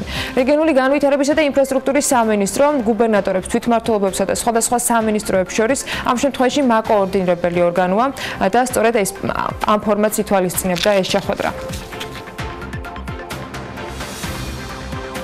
რომელი კომპანიები აღმოჩნდნენ საუკეთესო დამსაქმებლები, ამის გარკვევა კი ანუკა ჯოხაძე ცდილობდა Forbes-მა გამოაქვეყნა იმ კომპანიების რეიტინგი, რომლებიც სამუშაო ადგილზე ქმნიან საუკეთესო პირობებს, რის გამოც სამუშაოს მაძიებლების დიდ რაოდენობას იზიდავენ. დეტალები კი უკვე შეგვიძლია სიუჟეტში ვნახოთ. როგორ შეიძლება გახდეს საუკეთესო დამსაქმებელი გაინტერესებთ? მიზეზი შეიძლება იყოს შენს მიერ შექმნილი საუკეთესო სამუშაო პირობები ან უბრალოდ კარგი ხელფასი. უკვე მეორე წელია მსოფლიოში საუკეთესო დამსაქმებლად ალფაბეტი მიიჩნევა. 766 მილიარდი დოლარის საბაზრო კაპიტალიზაციის ალფაბეტი ამჟამად 80,000 ადამიანს ასაქმებს. მეორე ადგილს 124,000 დასაქმებულით Microsoft იკავებს. კომპანიის საბაზრო ღირებულებამ გასულ წელს 750 მილიარდი ამერიკული დოლარი შეადგინა. Microsoft Steve Jobs-ის სახელთან დაკავშირებული ტექნოლოგიური გიგანტი Apple მოსდევს. Apple-ში ახლა 123,000 ადამიანი მუშაობს. iPhone-ების მწარმოებლის საბაზრო ღირებულება 926 მილიარდი ამერიკული დოლარია. ერთ-ერთი უმსხვილესი კინოსტუდია ჰოლივუდში 11 თემატური პარკი და 2 აკვაპარკი. ასევე ტელერადიო მაუწყებლობის რამდენიმე ქსელი, მათ შორის ABC. ეს უმსხვილესი ამერიკული Walt Disney-ის აქტივებია. Walt Disney-ში 199,000 სამუშაო ადგილია, ხოლო მისი საბაზრო კაპიტალიზაცია 152 მილიარდი ამერიკული დოლარი. სულ ცოტა ხნის წინ Amazon-ის დამფუძნებელი Jeff Bezos-ი Forbes-მა მსოფლიოს ყველაზე მდიდარ ადამიანად დაასახელა. Jeff Bezos-ის კომპანია Amazon-ი კი 566,000 დასაქმებულით საუკეთესო დამსაქმებლების რეიტინგის 5-ს ასრულებს. კომპანიის საბაზრო ღირებულება 777 მილიარდი ამერიკული დოლარია. მოკლედ ასეთი ამბებია დამსაქმებლების მიმართულებით. ჩვენ კი კიდევ ერთი სიახლე გვაქვს, რომელიც ვფიქრობ ჩვენს მაყურებელს დააინტერესებს და ამით თუ დროულად მოახერხებენ ასევე მობილიზებას ამ ინფორმაციასთან დაკავშირებით. საკუთარი ინფორმაციაზე რიგებში დგომასაც თავიდან არიდებენ. მოკლედ, ძალაში შევიდა უცხოური მართვის მოწმობის ქართული მოწმობით შეცვლის ახალი წესი. შინაგან საქმეთა სამინისტროში ამაზე ამბობენ, რომ ახალი რეგულაციის თანახმად იმისთვის, რომ მოქალაქემ საზღვარგარეთ აღებული მართვის მოწმობის საქართველოში შეცვლა შეძლოს, აუცილებელია, რომ ის მართვის მოწმობის აღებამდე უწყვეტად იყოს მართვის მოწმობის გამცემ ქვეყანაში სულ მცირე 185 დღე ნამყოფი 1 წლის განმავლობაში, ანუ გადაბმულად. კიდევ რა კრიტერიუმებს უნდა აკმაყოფილებდეს პირი მართვის მოწმობის შესაძლებლად, ამაზე მეტ დეტალს ჩვენი სტუმარი გვეტყვის და მას პინძლობთ იმედა მაკასარაშვილს, საქართველოს შინაგან საქმეთა სამინისტროს მომსახურების სააგენტოს დირექტორის მოადგილეს. მოგესალმებით ბატონო და მადლობა იმისთვის, რომ ხართ ჩვენთან ერთად. მე კი მაყურებლების ნაწილის მიმართ გარკვეული მიმართვა გავაკეთე, მაგრამ მოდი დავაკონკრეტოთ ვის ეხება ეს და არის თუ არა ქართველებისათვის მართვის მოწმობის შეცვლის, თქვათ, საჭიროება, თუ ეს არის უცხოელებისათვის მართვის მოწმობის შეცვლის საჭიროება? არა, აღნიშნული ცვლილება განკუთვნილი არის საქართველოს მოქალაქეებზე და ასევე იმ პირებზე, იმ საქართველოს მოქალაქეებზე, რომელსაც გააჩნიათ უცხო ქვეყნის მოქალაქეობა, ანუ ორმაგი მოქალაქეები არიან.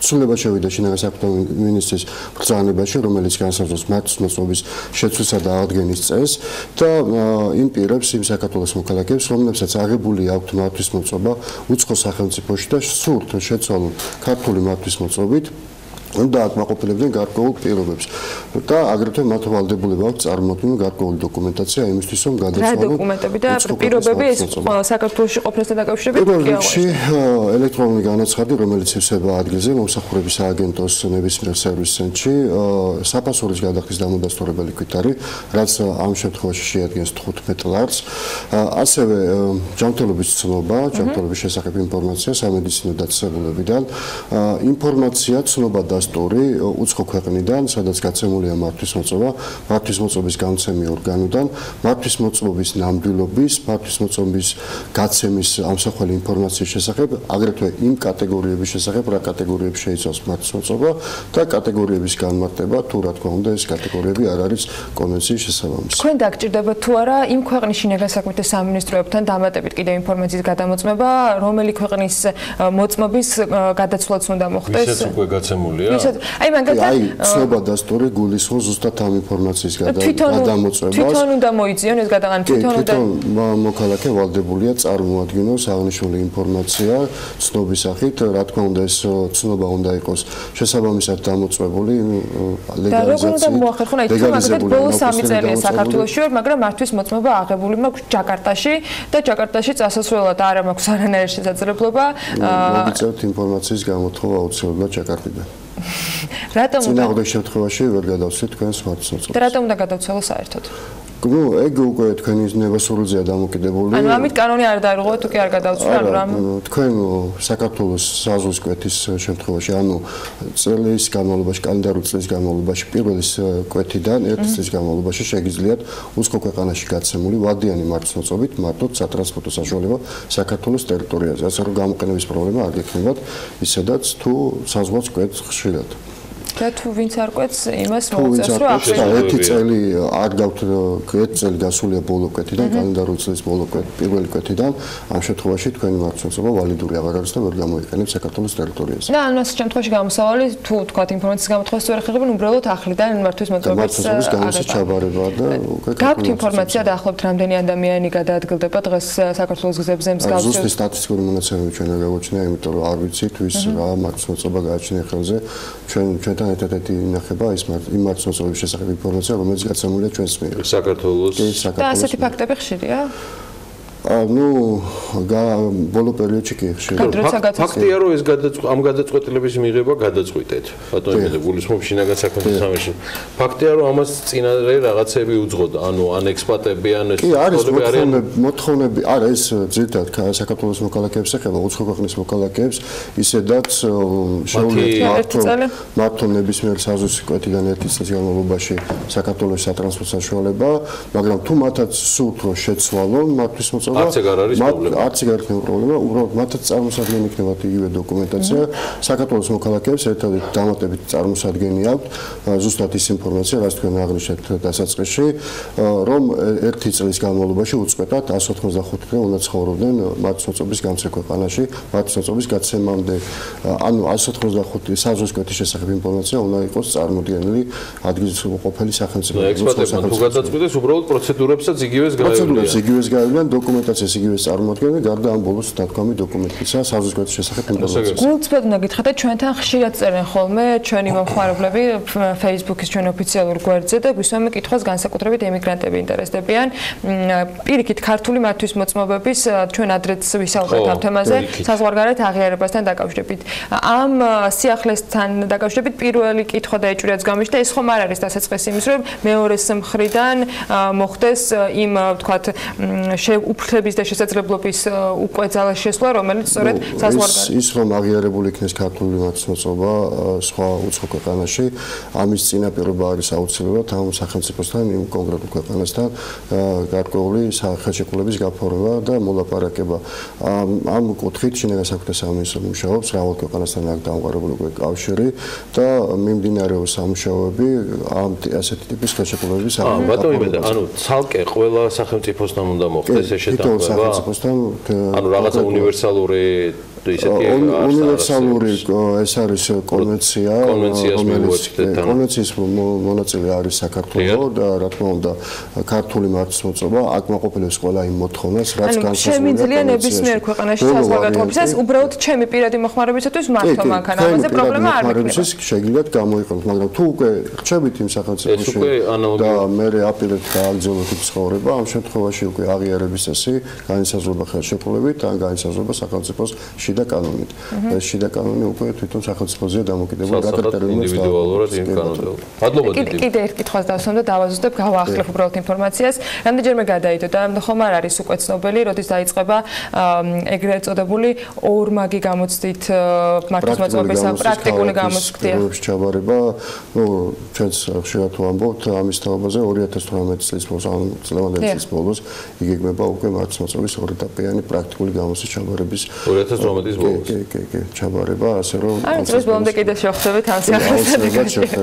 იმედა მაკასარაშვილი, საქართველოს შინაგან საქმეთა სამინისტროს წარმომადგენელი, იგი მომსახურების სააგენტოს დირექტორის მოადგილე გახლავთ ციფის. მადლობა მას მობრძანებისთვის. კიდევ ერთი თემა, რომელსაც მისი თანდასწრებით წარმოადგენს, თბილისის სატრანსპორტო კომპანიის მიერ ქალბატონი ავტობუსი ქალბატონი მძღოლებისთვის საუბარი არის მძღოლები ქალბატონები, მოკლედ ვიტყვი, მოსამზადებელ კურსზე რეგისტრაცია დასრულდა, რამდენად აქტიური აღმოჩნდნენ ამ მიმართულებით ქალბატონები და რამდენმა გამოთქვა სურვილი და მზაობა მოემსახუროს თბილისელ მგზავრებს.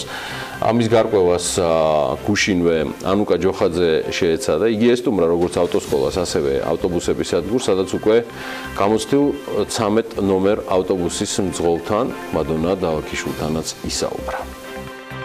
სხვადასხვა ქვეყნებში მოგზაურობისას ალბათ ხშირად შეამჩნევდით ავტობუსის მძღოლ ქალებს, რომლებიც კაცებზე არანაკლები თავდაჯერებულობით მართავენ ავტობუსებს. საქართველოში ამ კუთხით ქალების სიმცირეა, დაახლოებით 1350 დასაქმებული მძღოლიდან მხოლოდ 2 ქალია, თუმცა ერთ-ერთი აქედან უკვე დაახლოებით 1 წელია 13 ნომერ ავტობუსს მართავს.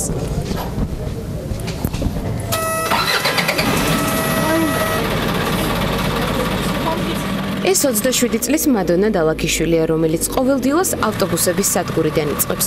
მოსახლეობა უკვე შეეჩვია, რომ 13 ნომერ ავტობუსს ახალგაზრდა ქალი მართავს.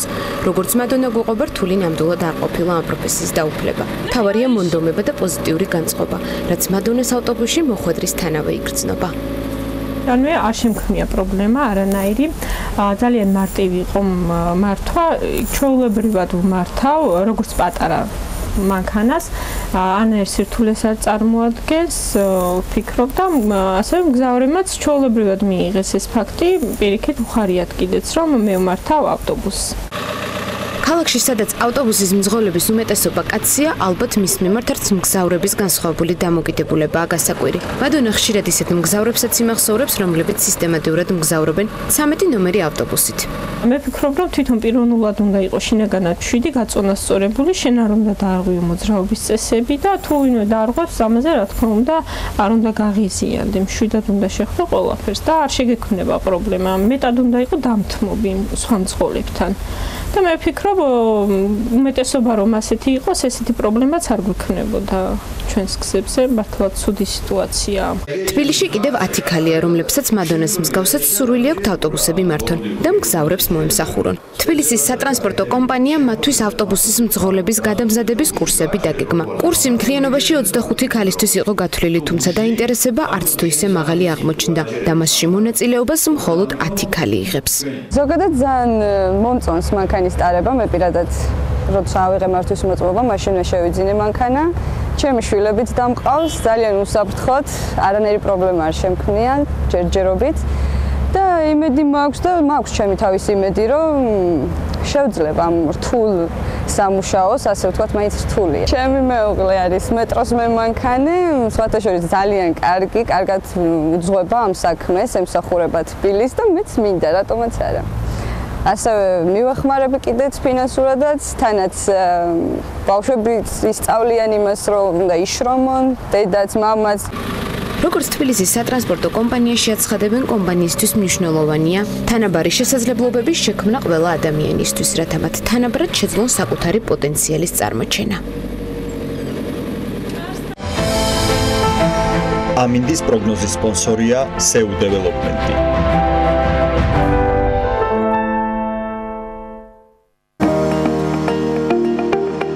ამინდის პროგნოზის სპონსორია სადაზღვევო კომპანია უნისონი. თავისუფალი დაზღვევა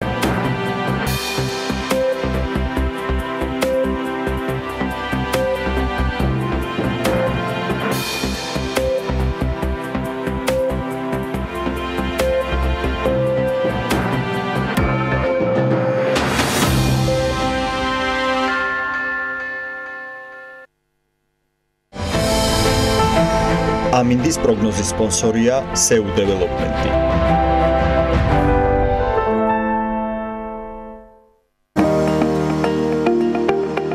ამინდის პროგნოზის სპონსორია სადაზღვევო კომპანია უნისონი. თავისუფალი დაზღვევა თქვენი სიმშვიდისათვის.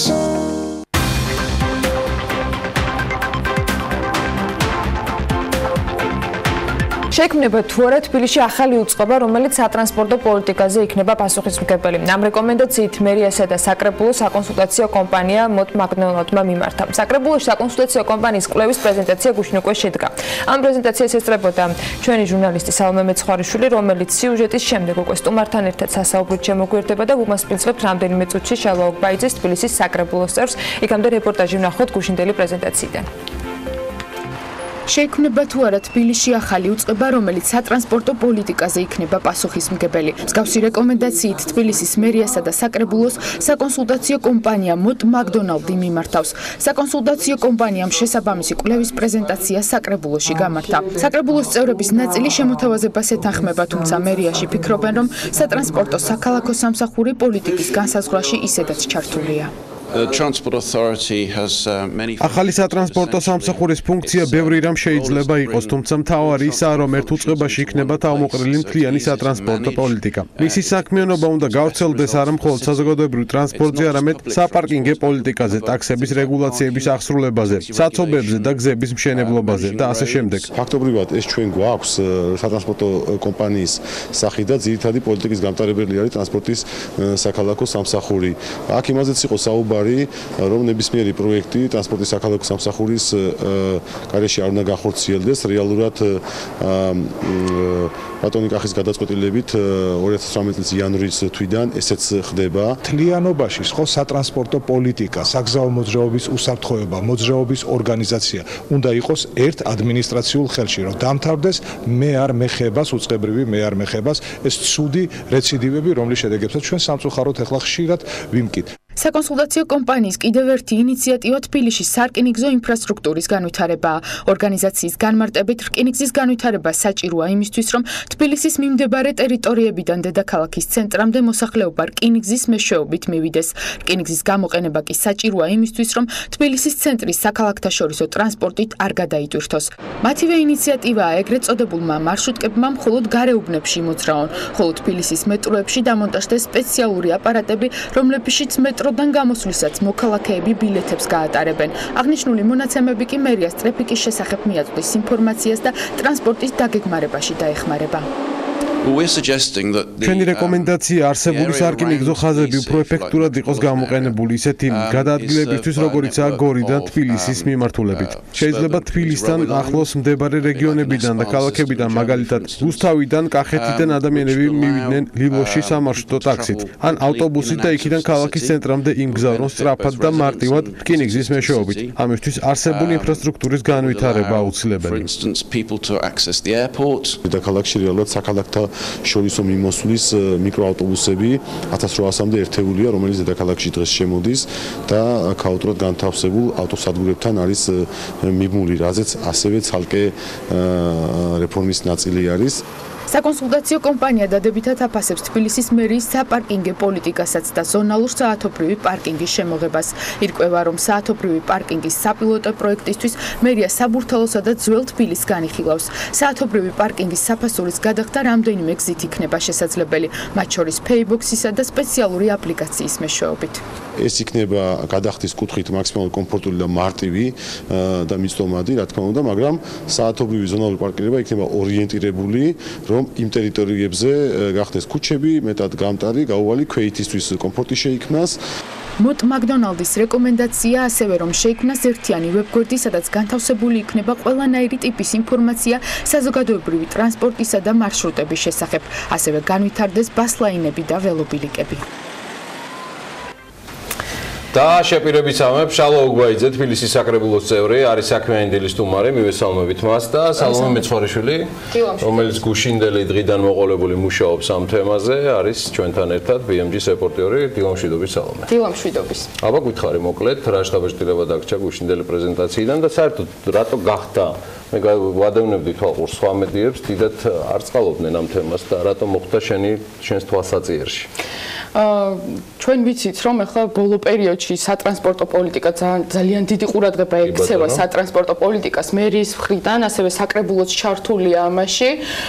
ჩვენ ყოველდღიურად გვეხება ეს თითოეულ ჩვენგან სამსახურში მოსვლისას, სხვა ტერიტორიებზე გადაადგილებისას და ასე შემდეგ. სწორედ ამიტომ ჩვენთვის საინტერესო იყო რა ტიპის რეკომენდაციები გასცა ამ კომპანიამ მოტ მაკდონალდსმა, რომელიც ბოლო ერთი წელია ზუსტად საზოგადოებრივი ტრანსპორტის მიმართულებით მუშაობს და საინტერესო იყო მათი რეკომენდაციები. თუმცა, გიორგი, აუცილებელია ვთქვა, რომ ამ რეკომენდაციების ნაწილი უკვე არის გათვალისწინებული, ესეც უნდა აღინიშნოს და სატრანსპორტო სამსახურშიც აცხადებენ, რომ ერთობლივად მუშაობენ ამ საკითხებზე და დიდი ნაწილი ნამდვილად არის გათვალისწინებული. რეალურად ეს პრეზენტაცია უბრალოდ შეჯამება იყო და ეტაპობრივად ამ თემებზე მიდიოდა მათთან მუშაობა. მე ასეთი შთაბეჭდილება დამრჩა ყოველ შემთხვევაში, იმიტომ რომ ის რეკომენდაციები, რომელიც მათ ჰქონდათ რამდენიმეს გამოკლებით, ნამდვილად არის უკვე მასზე მუშაობა მიმდინარეობს იგივე ზონალურ პარკინგთან დაკავშირებით, იგივე ჩვენ ვიცით რომ ველობილიკების განვითარება უნდა მოხდეს და ასევე უნდა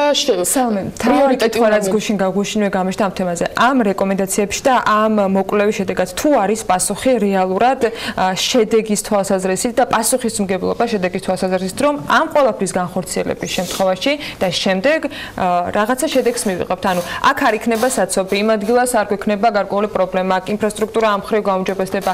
აი ეს ყველა კრიტერიუმი თუ იქნება შესრულებული, შედეგი დადგება? საკონსულტაციო კომპანია ამას ამბობს, თუმცა როგორ განხორციელდება, ამაზე ალბათ პასუხისმგებლობა უნდა აიღოს თავად მერიამ და საკრებულომ, რომელმაც უნდა დაამტკიცოს. მე მგონი თემა უფრო მნიშვნელოვანია იმ კუთხით, რაზეც ჩვენმა დღევანდელმა სტუმარმა შალვა გუბაიძემ უკვე სიუჟეტში ისაუბრა, უნდა დამთავრდეს გაუთავებელი მე არ მეხება და ეს უნდა იყოს ჩამოყალიბებული ინსტიტუცია, რომელიც იქნება პასუხისმგებელი სრულად მიმართულებაზე და პოლიტიკაზე. დილამშვიდობის ბატონ შალვა. დილამშვიდობისა, ბიოსალმები თქვენი არაჩვეულებრივი გადაცემის მაყურებლებს და თითოეულ მათგანს მშვიდობიან უსაცობო უსაფრთხო მგზავრობას. გმადლობ, დიდი მადლობა. პირადად თქვენთვის, რომელიც საკმაოდ გამოცდილი ხართ საჯარო სამსახურში, მე არ მეხება ჯამში ეს უფრო ამ კონკრეტულ შემთხვევაში ინსტიტუციონალური პრობლემაა თუ ჩვენ საქმე გვაქვს ხშირ შემთხვევაში, იმიტომ რომ ეს არ ხდება მარტო მუნიციპალიტეტში ან მერიაში, ფედერალურ დონეზეც არის მომრავლდა და თემა მე არ მეხება. იქნებ ცუდ ჩინოვნიკებთან გვაქვს საქმე, თქვენ როგორ ფიქრობთ? იცით რა, დავაზუსტებ, მე აღნიშნო რომ რეციდივებს, აი ამ მე არ უწყებრივ ჩვენ ვიმკით დღესაც. და არასამთავრობო სექტორი, ჩვენი თანამოქალაქეები ხშირად ასე იგი აპელირებდნენ იმაზე, რომ მომწიფდა და აუცილებელია რეფორმა, განახლება, ნაბიჯების, სწრაფი ნაბიჯების გადადგმა იმ სფეროში და მოდი პირდაპირ თქვა, ერთი წელი შესრულდა, რაც ეს შემადგენლობა მუშაობს მერიის და საკრებულოსი, პირდაპირ დაკვეთა საშინაო დავალება არჩევნების დროს, აი ზედა რეგისტრში ტივტივებდა ეს საკითხი, ეს იყო სატრანსპორტო პრობლემები, ეს იყო ურბანული, ასე თუ ქაოტური, გარემოს დაცვა, მათ შორის ტრანსპორტისაგან, საზოგადოებრივი ტრანსპორტის მდგომარეობა, ტაქსების თემა, ტექნათვალიერება, აი ეს თემა ზედა რეგისტრში იყო და საერთოდ მტკივნეულია ეს ნაბიჯები, მაგრამ აუცილებელია და ყოველთვის არასამთავრობო სექტორის ერთხმა და ჩვენი თანამოქალაქეები, ასე ვთქვათ, გვიკვეთავდნენ, რომ საჭირო იყო კომპლექსური მიდგომა.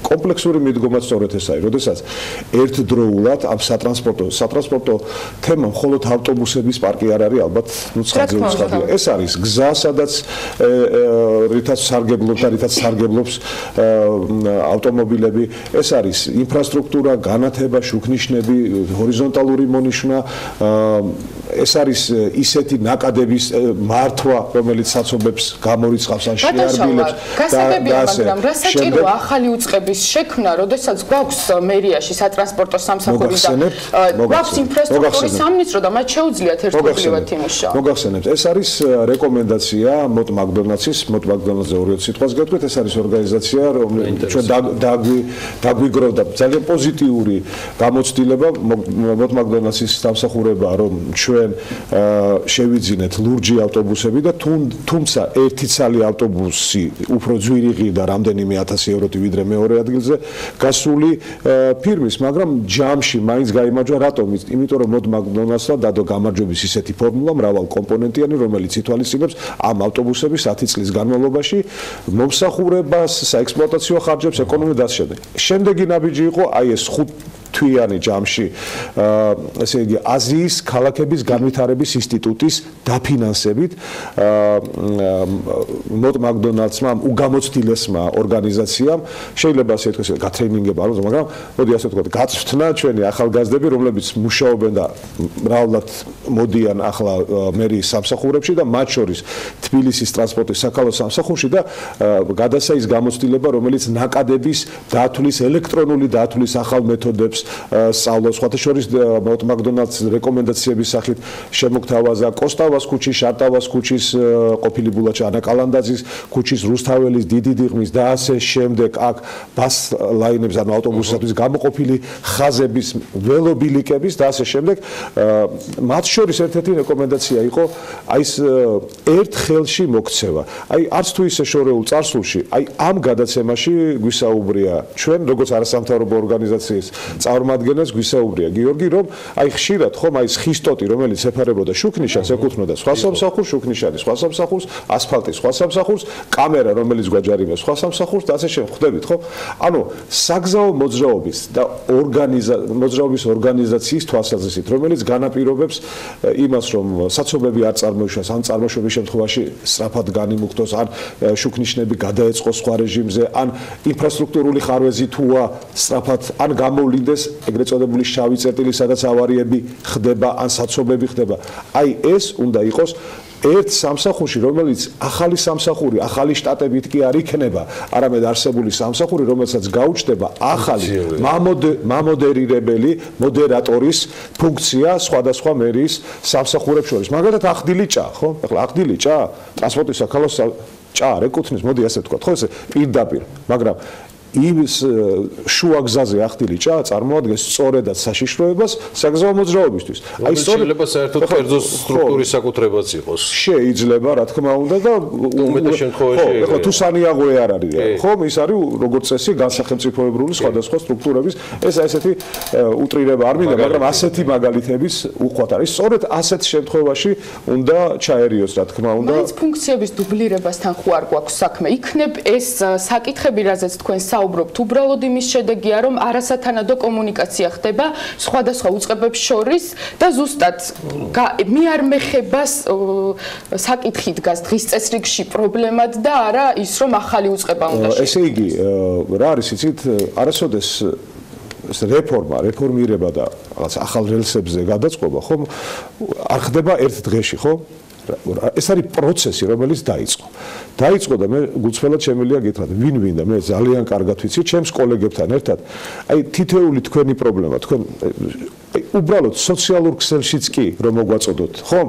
თქვენი არ დარჩებით უპასუხო. ან ყისიერად ხდება ამ პრობლემის გადაწყვეტა, ან თქვენ მიიღებთ ვადას, რა ვადაში მოხდება ამ პრობლემის იმ კონკრეტული, თქვათ, ხარვეზის გამოსწორება. ეს პროცესი დაწყებულია და მაგრამ კარგი იქნება თუ ერთ ხელში იქნება თავიდან ბოლომდე და კიდევ ვიმეორებ, ამ ახალ სამსახურს ექნება არა ახალი შტატების შექმნის და ასეთი ფუნქცია, არა, არსებულის გარდაქმნა ისე რომ ამ ერთგვარი მოდერატორის ფუნქციები შეისრულდა ეს პროცესი. ანუ პანაცეა არ არის ახალი სამსახურის შექმნა. იგივე ბატონი ვუნუაძე რასაც საუბარია ფუნქციებზე, საუბარია ინსტიტუციის მენეჯმენტის გავზე. მეორეს მხრივ, თუნდაც ამ ფორმირების ნაწილში თუ არის დაახლოებით ამ სარეკომენდაციო დოკუმენტში ხარჯები დათვლილი ფორმირებისათვის თუ იქნება რაიმე ხარჯები საჭირო და საიდან ხდება მისი მობილიზება? აქვს ეგ ფუნქცია მაკდონალდს? არა, მაკდონალდს უკაცრავად ამ ხარჯებზე საუბარი არ არის, იმიტომ რომ ნამდვილად არ არის ახალ შტატებზე და ახალ რაღაც ისეთი მონსტრის, რა ქვია, მუნიციპალური მონსტრის შექმნა. გუშინ ხაზგასმული იყო, რომ ახალი სამსახურის შექმნა კიდევ ერთხელ იმიტომ არის საჭირო, რომ აქ უნდა იყვნენ დასაქმებული უფრო მაღალანაზღაურებადი კადრები, როგორიც რა ხელფასით შეიძლება მერიაში არ ქონდეთ. აქედან გამომდინარე, დამატებითი ხარჯები ნამდვილად იქნება საჭირო. ესე იგი, თუმცა ამაზე გუშინ არ ყოფილა საუბარი. ნამდვილად არ ყოფილა, გარდა იმისა, რომ მე დაგეთანხმოთ ან არ დაგეთანხმოთ, მე სხვას ვერაფერს ვერ გეტყვით, იმიტომ რომ ამაზე გუშინ ნამდვილად საუბარი არ ყოფილა, ესეთი დეტალებია, რომელიც ალბათ ხვალინდელი დღე გვაჩვენებს. ჩვენ საუბრობთ პრინციპზე, რომ მიმართულება არ შეგვეშალოს, ჩვენ სწორი მიმართულებით მივდივართ თუ არ მივდივართ. აი მაგალითისათვის, ხო? აი მე როგორც ავჭალის მაჟორიტარი შემიძლია გითხრათ. გლდანულაზე, მდინარე გლდანულაზე მიმდინარეობს ხიდის რემონტის რეაბილიტაცია კი ქვია გიორგი, მაგრამ თავიდან ბოლომდე ახალი ხიდი გაკეთა პრაქტიკულად 8.4 მილიონი ლარი ჯდება თებერვლის თვეში, მომავალი წლის თებერვლის თვეში. რა თქმა უნდა, ეხლა აი ჩვენ ოროთახიან ბინაშიც კი რემონტს რო ვიწყებთ, ახლა არ არის არაკომფორტულია, ხო, რემონტის პერიოდში ცხოვრება. მესმის, მაგრამ ქართველებს გქონდათ ერთი კაი გამოთქმა, საშვილიშვილო საქმე. ესეთი საქმეები სწორედაც საშვილიშვილო, კი არ გადავაფორვარდეთ, კი არ გადავდეთ და კი არ გაუტოვეთ სექტემბრის დასაწყისში ძალიან აქტუალური იყო, მაგრამ მაშინ აქ უნდა აღვნიშნოთ დაგეგმარებასთან დაკავშირებით, როდის შეიძლება თუნდაც აი ეს დისკომფორტების შექმნა ისე რომ ნაკლებად პრობლემური იყოს მოსახლეობისთვის, ამის გათვალისწინება ხომ შესაძლებელია? სწორედაც მე მგონი, სწორედ ის დრო შეირჩა ზაფხულის პერიოდი. ეხლა რა არის? არსებობს ობიექტური და სუბიექტური მიზეზები. ობიექტურს ვერ გავექცევით, სუბიექტური თუ სადმე სუსტი ადგილია, ის უნდა შეიცვალოს, ეს ელემენტარული მენეჯმენტის საკითხია.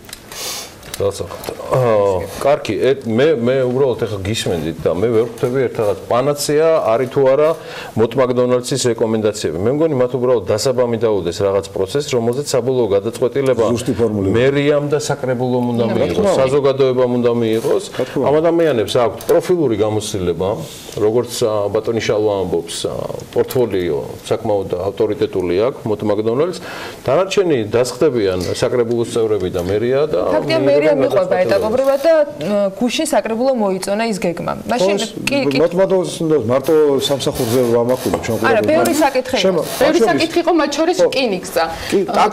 ტაქსები, მათ შორის. რკინიგზასთან დაკავშირებით ავტობუსები, საზოგადოებრივი ტრანსპორტის ქსელის განვითარება. ამასთან დაკავშირებით მერია ეტაპობრივად მიყვება პრინციპში და ჩვენც მერის სამსახურების წარმომადგენლები მუდმივად კომუნიკაციას ვახერხებთ მათთან და მუდმივად საუბრობთ და ბევრ ძალიან საინტერესო ინფორმაციას გვიზიარებთ, მაგრამ რკინიგზასთან დაკავშირებით ამოსავალი არის ის, ამას იმის გამო არ ვამბობ, რომ შალვა ოგვაიძე აქ იმყოფება, ეს არის პრობლემა, მე არ მეხება, ეს ვიცით ყველამ რომ არის პრობლემა ზოგადად და ეს თემა უნდა მოიხსნას და რაც მეტი სწორი ინსტიტუცია შეიქმნება ამ კუთხით და ადამიანები ოღონდ მოტივირებულში გულისხმობ ანაზღაურებაც უნდა იყოს ჯეროვანი და ნიშნულოვანი, კარგია თუ ეს რეკომენდაციას დებს, იმიტომ რომ საჯარო სტრუქტურა შეიძლება კაცშვილი აღარ დარჩეს მალე და უბრალოდ კერძო სექტორი წამოიყვანს, იქაც თუ არ წამოვიდა ხელფასები, მაგრამ კიდევ ერთხელ გეუბნებით, თუ ეს არ შეიქმნა, ესეთი რომელიც ამას მოხსნის, არა მხოლოდ ტრანსპორტის მიმართულებით, ეხება არქიტექტურას, ურბანისტიკას, ყველგან სადაც ჩივილები არის. კარგი, რკინიგზაზე ქონდა კითხვა. კი, უნდა აღნიშნო, რომ ეს შეკითხვა მეც და უსვი ბატონმა მამკამუმაძეს არის თუ არა ეს რეკომენდაციები სავალდებულოდ შესასრულებელი და მანაც აღნიშნა, რომ ეს სამუშაო პროცესია და შესაბამისად ისიც უნდა აღნიშნო, რომ გაკეთდა პრეზენტაცია. ეს ამ რეკომენდაციებს კონკრეტიკა აკლდა, თქვათ არ იყო რაღაცა ხარჯები დათვლილი და ასე შემდეგ. როგორც ყველა რეკომენდაცია იმპლემენტატორები იმისთვის არიან რეალურად განმახორციელებელები, რომ საუკეთესო აიღონ, მოარგონ რეალობას, რაც გვაქვს და იმის და მიხედვით მივიღოთ. უბრალოდ ახალი თემა იყო ეს რკინიგზის საკითხი, იმიტომ რომ ჩვენ გაგვიგია და გვესმის მუდმივად ბასლაინების შესახებ, ახალი ავტობუსების შესახებ, იგივე ტაქსების შესახებ რეგულაციები და ასე შემდეგ. თუმცა ეს რკინიგზის საკითხი იყო ახალი. მაინტერესებს ბატონ შალვა, თქვენ როგორ წარმოგიდგენიათ არსებული ინფრასტრუქტურის გამოყენება, ან მისი რეაბილიტაცია ისე, რომ უფრო მეტად დატვირთული იყოს და ჩვენს ყოველდღიურობაში შემოვიდეს რკინიგზა? და არა მხოლოდ რკინიგზა, ზოგადად საზოგადოებრივი ტრანსპორტი, მე მხედველობაში მაქვს ის, რომ მოდი გულზე ხელი დავიდე და თქვა, ჩვენი დედაქალაქი ბოლო პერიოდში იყო გადაქცეული ქალაქი ავტომობილებისათვის. ჩვენ დავიწყეთ პროცესი, რომ ქალაქი დაუბრუნდეს ადამიანებს. მათ შორის საჯარო სივრცეები, სადაც მათ ტროტუარები, სადაც ისინი გადაადგილდებიან, ველობილიკი იქნება, რამდენი ასეთი ადგილია. ანუ აი თითოეული ჩვენთაგანი დილით რომ გავიღვიძებთ, ხო?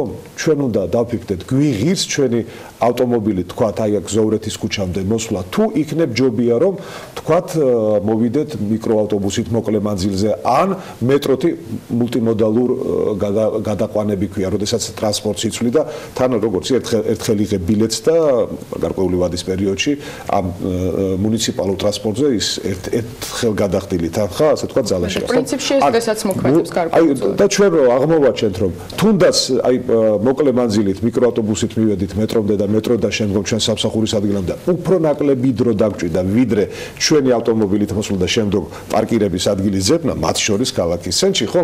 ჩვენ მე თვითონ გადავდივარ, მეც ხშირად ამ ბოლო დროს, ესეთი ავტომობილისტი ადამიანი მინიმუმ კვირაში ერთი დღე, ან ორი დღე მგზავრობ საზოგადოებრივი ტრანსპორტით, როგორც მგზავრი და როგორც ადამიანი, რომელიც ცდილობს რომ დაინახოს იქ რა პრობლემებია, გულწრფელად გეუბნებით, რომ მაინტერესებს, მევალება კიდევაც და რახან მეტრო ვახსენე აქვე გეტყვით, რომ მეტროს ემატება 14 შემადგენლობის ვაგონი არ არის, შემადგენლობაში რამდენიმე ვაგონი. ეს რას მოგცემს იმას, რომ ადამიანების თავმოყრა ბაქნებზე ხშირ შემთხვევაში, როდესაც ლოდინის დრო არის 4 წუთი და ცოტა მეტიც კი, დავა იმ დროზე, იმ ნორმატიულ დროზე, როდესაც ძალიან აღარ მოხდება ადამიანების თავმოყრა. ნუ 2 წუთ ნახევარზე. ეს პროცესიც დაწყებულია, თქვენ იცით. მე მგონი თქვენ ბრძანდებოდით, როდესაც ახალი ვაგონების რესტავრირებული ვაგონების პრეზენტაცია იყო ავჭალაში, ასადენის ქუჩაზე. თუ არა, ამ ყოველფრის გარდა, ამ ყველა მიმართულებით მუშაობს მერია.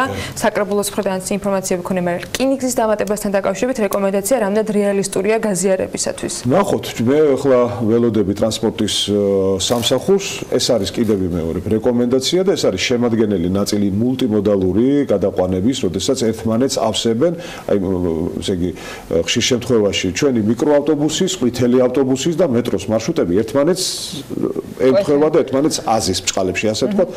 პირიქით მათ ერთმანეთი უნდა და მათ შორის რკინიგზისაც, სადაც ამის შესაძლებლობა ერთმანეთი უნდა შეასვონ და არა თქვათ ერთმანეთის პარალელში იმოძრავონ. ეს არის სამუშაო პროცესი, რომელსაც ნუ ალბათ რაღაცა გარკვეული ეტაპის შემდეგ კარგი იქნება ბატონ შალვასთან ერთად ვიცემერი ბატონი მამუკამულაძე და რაღაცა უფრო სრულფასოვანი მსჯელობა წავა, მას შემდეგ რაც ყველანი კარგად გადავიაზრებთ ამ ამბავს. ტაქსებზე მოვასწარეთ ლაპარაკი, სანამ ეთერში შემოვიდოდით, საინტერესო სტატისტიკა 17,085, ну 18,000-მდე, როგორც წესი დღეში 150, 200 ლიცენზირებული ტაქსისტი ემატება ჩვენს დედაქალაქს. გენდერული თვალსაზრისით კალბატონების საყურადღებოდ შემიძლია გითხრათ, რომ 55 ლიცენზირებული კალბატონი. 55-ია? მე 85 მქონდა. არა, 55 კალბატონი ყავს. ლიცენზირებული და ეს მისასალმებელია. ეს სტატისტიკა მოსალოდნელი იყო, ბატონ შალვა, დაახლოებით ნორმალურად მიდის ეს. იცით რა, ყოველ ჩვენ ხშირად ვამბობდით, რომ 20-დან 30,000-მდე ყოველთვის ამ ციფრს პრინციპში ამ ციფრზე გავდივართ. ეს არის რეალისტური და რეალური ციფრი. შემდეგი ეტაპი ალბათ გიორგი მოსალოდნელიც იქნება ტაქსების გარკვეული რაოდენობის კოოპერირების ერთიანი სატელეფონო ეგრეთ წოდებული call ცენტრის შექმნის, გამოძახების ცენტრის შექმნის. ეს იცით რა არის? ხომ არსებობს ბრენდი ლონდონის ტაქსი, ნიუ-იორკის ტაქსი. მე მაგალითად ძალიან მიზიდავს, რომ არსებობს და უახლოეს მომავალში ეს პროცესი დაწყებულია თბილისის ტაქსი. თბილისის ტაქსი როგორც ერთ-ერთი შტრიხი სავიზიტო ბარათისა ჩვენი დედაქალაქის, როგორც ყველაზე პასუხისგებლიანი ადამიანის და ფილმებს იღებდნენ არც თუ ისე შორეულ წასულში ტაქსისტებზე და მათ გმირობებზე, ხო? და ეს არის მეტად მძიმე და ესეთი მნიშვნელოვანი საქმე და დაკავებული ადამიანები. შემდეგი ეტაპი ახსენეთ, თუმცა კიდევ ერთი ეტაპი, რომელზეც სხვათა შორის გასუკვირაში საუბარი იყო, ეს შეეხებოდა დღეს ფაქტობრივად ლიცენზირება არის უბრალოდ რეგისტრირება და დამატებით გარკვეული მოთხოვნები. პირველი ნაბიჯი სწორედაც ეს არის რასთან გვაქვს. მომავალ წლისათვის გარკვეული აი ესე იგი ერთ-ერთმა თქვა რომ რა არის ეს ფარატინა ფურცელი. აი ერთხელ ჩაუჯექით, როდესაც ჩაჯდებით ტაქსში, რომელსაც ეს ფურცელია, თქვენ ახავთ როგორი სიამაყის გრძნობით გაჩვენებს იმ ფურცელს, რომ ის ადამიანი გახდა ამ პროცესის მონაწილე და მან დააფიქსირა თავის სურვილი, რომ ის ამ სფეროში იმუშავებს და მიიღებს. ბევრი კითხვებიც ქონდა, ბევრი პრობლემაც ქონდა, ეს სხვა რაღაც მინდა გკითხოთ, მომავალ წლისათვის კიდევ დამატებითი პირობები არსებობს იმისათვის, რომ ეს ლიცენზირებულად მუშაობის შესაძლებლობა ქონდეთ, მაგრამ სხვა თემა მაქვს. იყო საუბარი მათ შორის არასამთავრობო სექტორმა წამოჭრა საკითხი, თვითონ ტაქსის მძღოლების შემოწმებასთან დაკავშირებით, ნასამართლეობის საბუთზე იყო საუბარი, ჯანმრთელობის ცნობა და ასე შემდეგ. ამაზე როგორი შეფასება არსებობს საკრებულოში და რამდენად რეალისტური არის, რომ ეს თემები თუნდაც უახლოეს მომავალში უფრო ინსტიტუციონალურად განხილვადი გახოს. საპრეზიდენტო კანდიდატმა კიდევ უფრო შორს გაუტია ამასთან დაკავშირებით ნასამართლეობაზე და რაღაცა ამ. რა თქვა? არა, ისა უნდა აეგრძალოთო, ვისაც ნასამართლეობა აქვს და ამ და ანუ მთელი თემა რესოციალიზაციის, სადაც ეს იკარგება უკვე თავიდან ბოლომდე და მე მოუწია უკან ჩაყოლა ამის. ეგ ბევრი იქნება, მაგრამ მე ვშტყვაში თქვენი პოზიცია მაინტერესებს. არა, რა არის იცით, ტაქსის მძღოლი, კერძო ტაქსის მძღოლი ავტომობილი უნდა იყოს გამართული და თვითონ მართვის მოწმობა რო აქვს, უნდა ასე ვთქვათ, ეს ნიშნავს, რომ მას ჭყალებში ფსიქო, ანუ ის გავლილი აქვს. ეხლა თუ ჩვენ არ მოგწონს ეს ფსიქოჩაბარების, ასე ვთქვათ, პროცედურა, ჩვენ ამ თემას უნდა მივხედოთ. ეხლა ყოველ დღე 20,000 ტაქსისტის შემოწმება, ну ეხლა ცოტა არასერიოზულია, ხო, მეთანხმებით. გასაგებია, ამ თემაზე ინსტიტუციური თქვათ განხილვები არა, რა ზანეთ. ტაქსის მძღოლი ისეთივე მოძრაობის მონაწილეა, როგორც თითოეული ჩვენთაგანი. თუ ვარღვევთ, უნდა დაგვაჯარიმოს შესაბამისად. მადლობა შალვა ოგბაიძეს, თბილისის საკრებულოს წევრს, მადლობა სალომე მეცხვარიშვილს შემოერთებისთვის. მცირედი რეკლამა და შემდგომ უკვე ეროვნული ბანკის რეგულაციების თემაზე ვაგრძელებთ საუბარს. დაგველოდეთ რეკლამა TV პირველზე საინტერესოა. დაგიბრუნდებით მალე.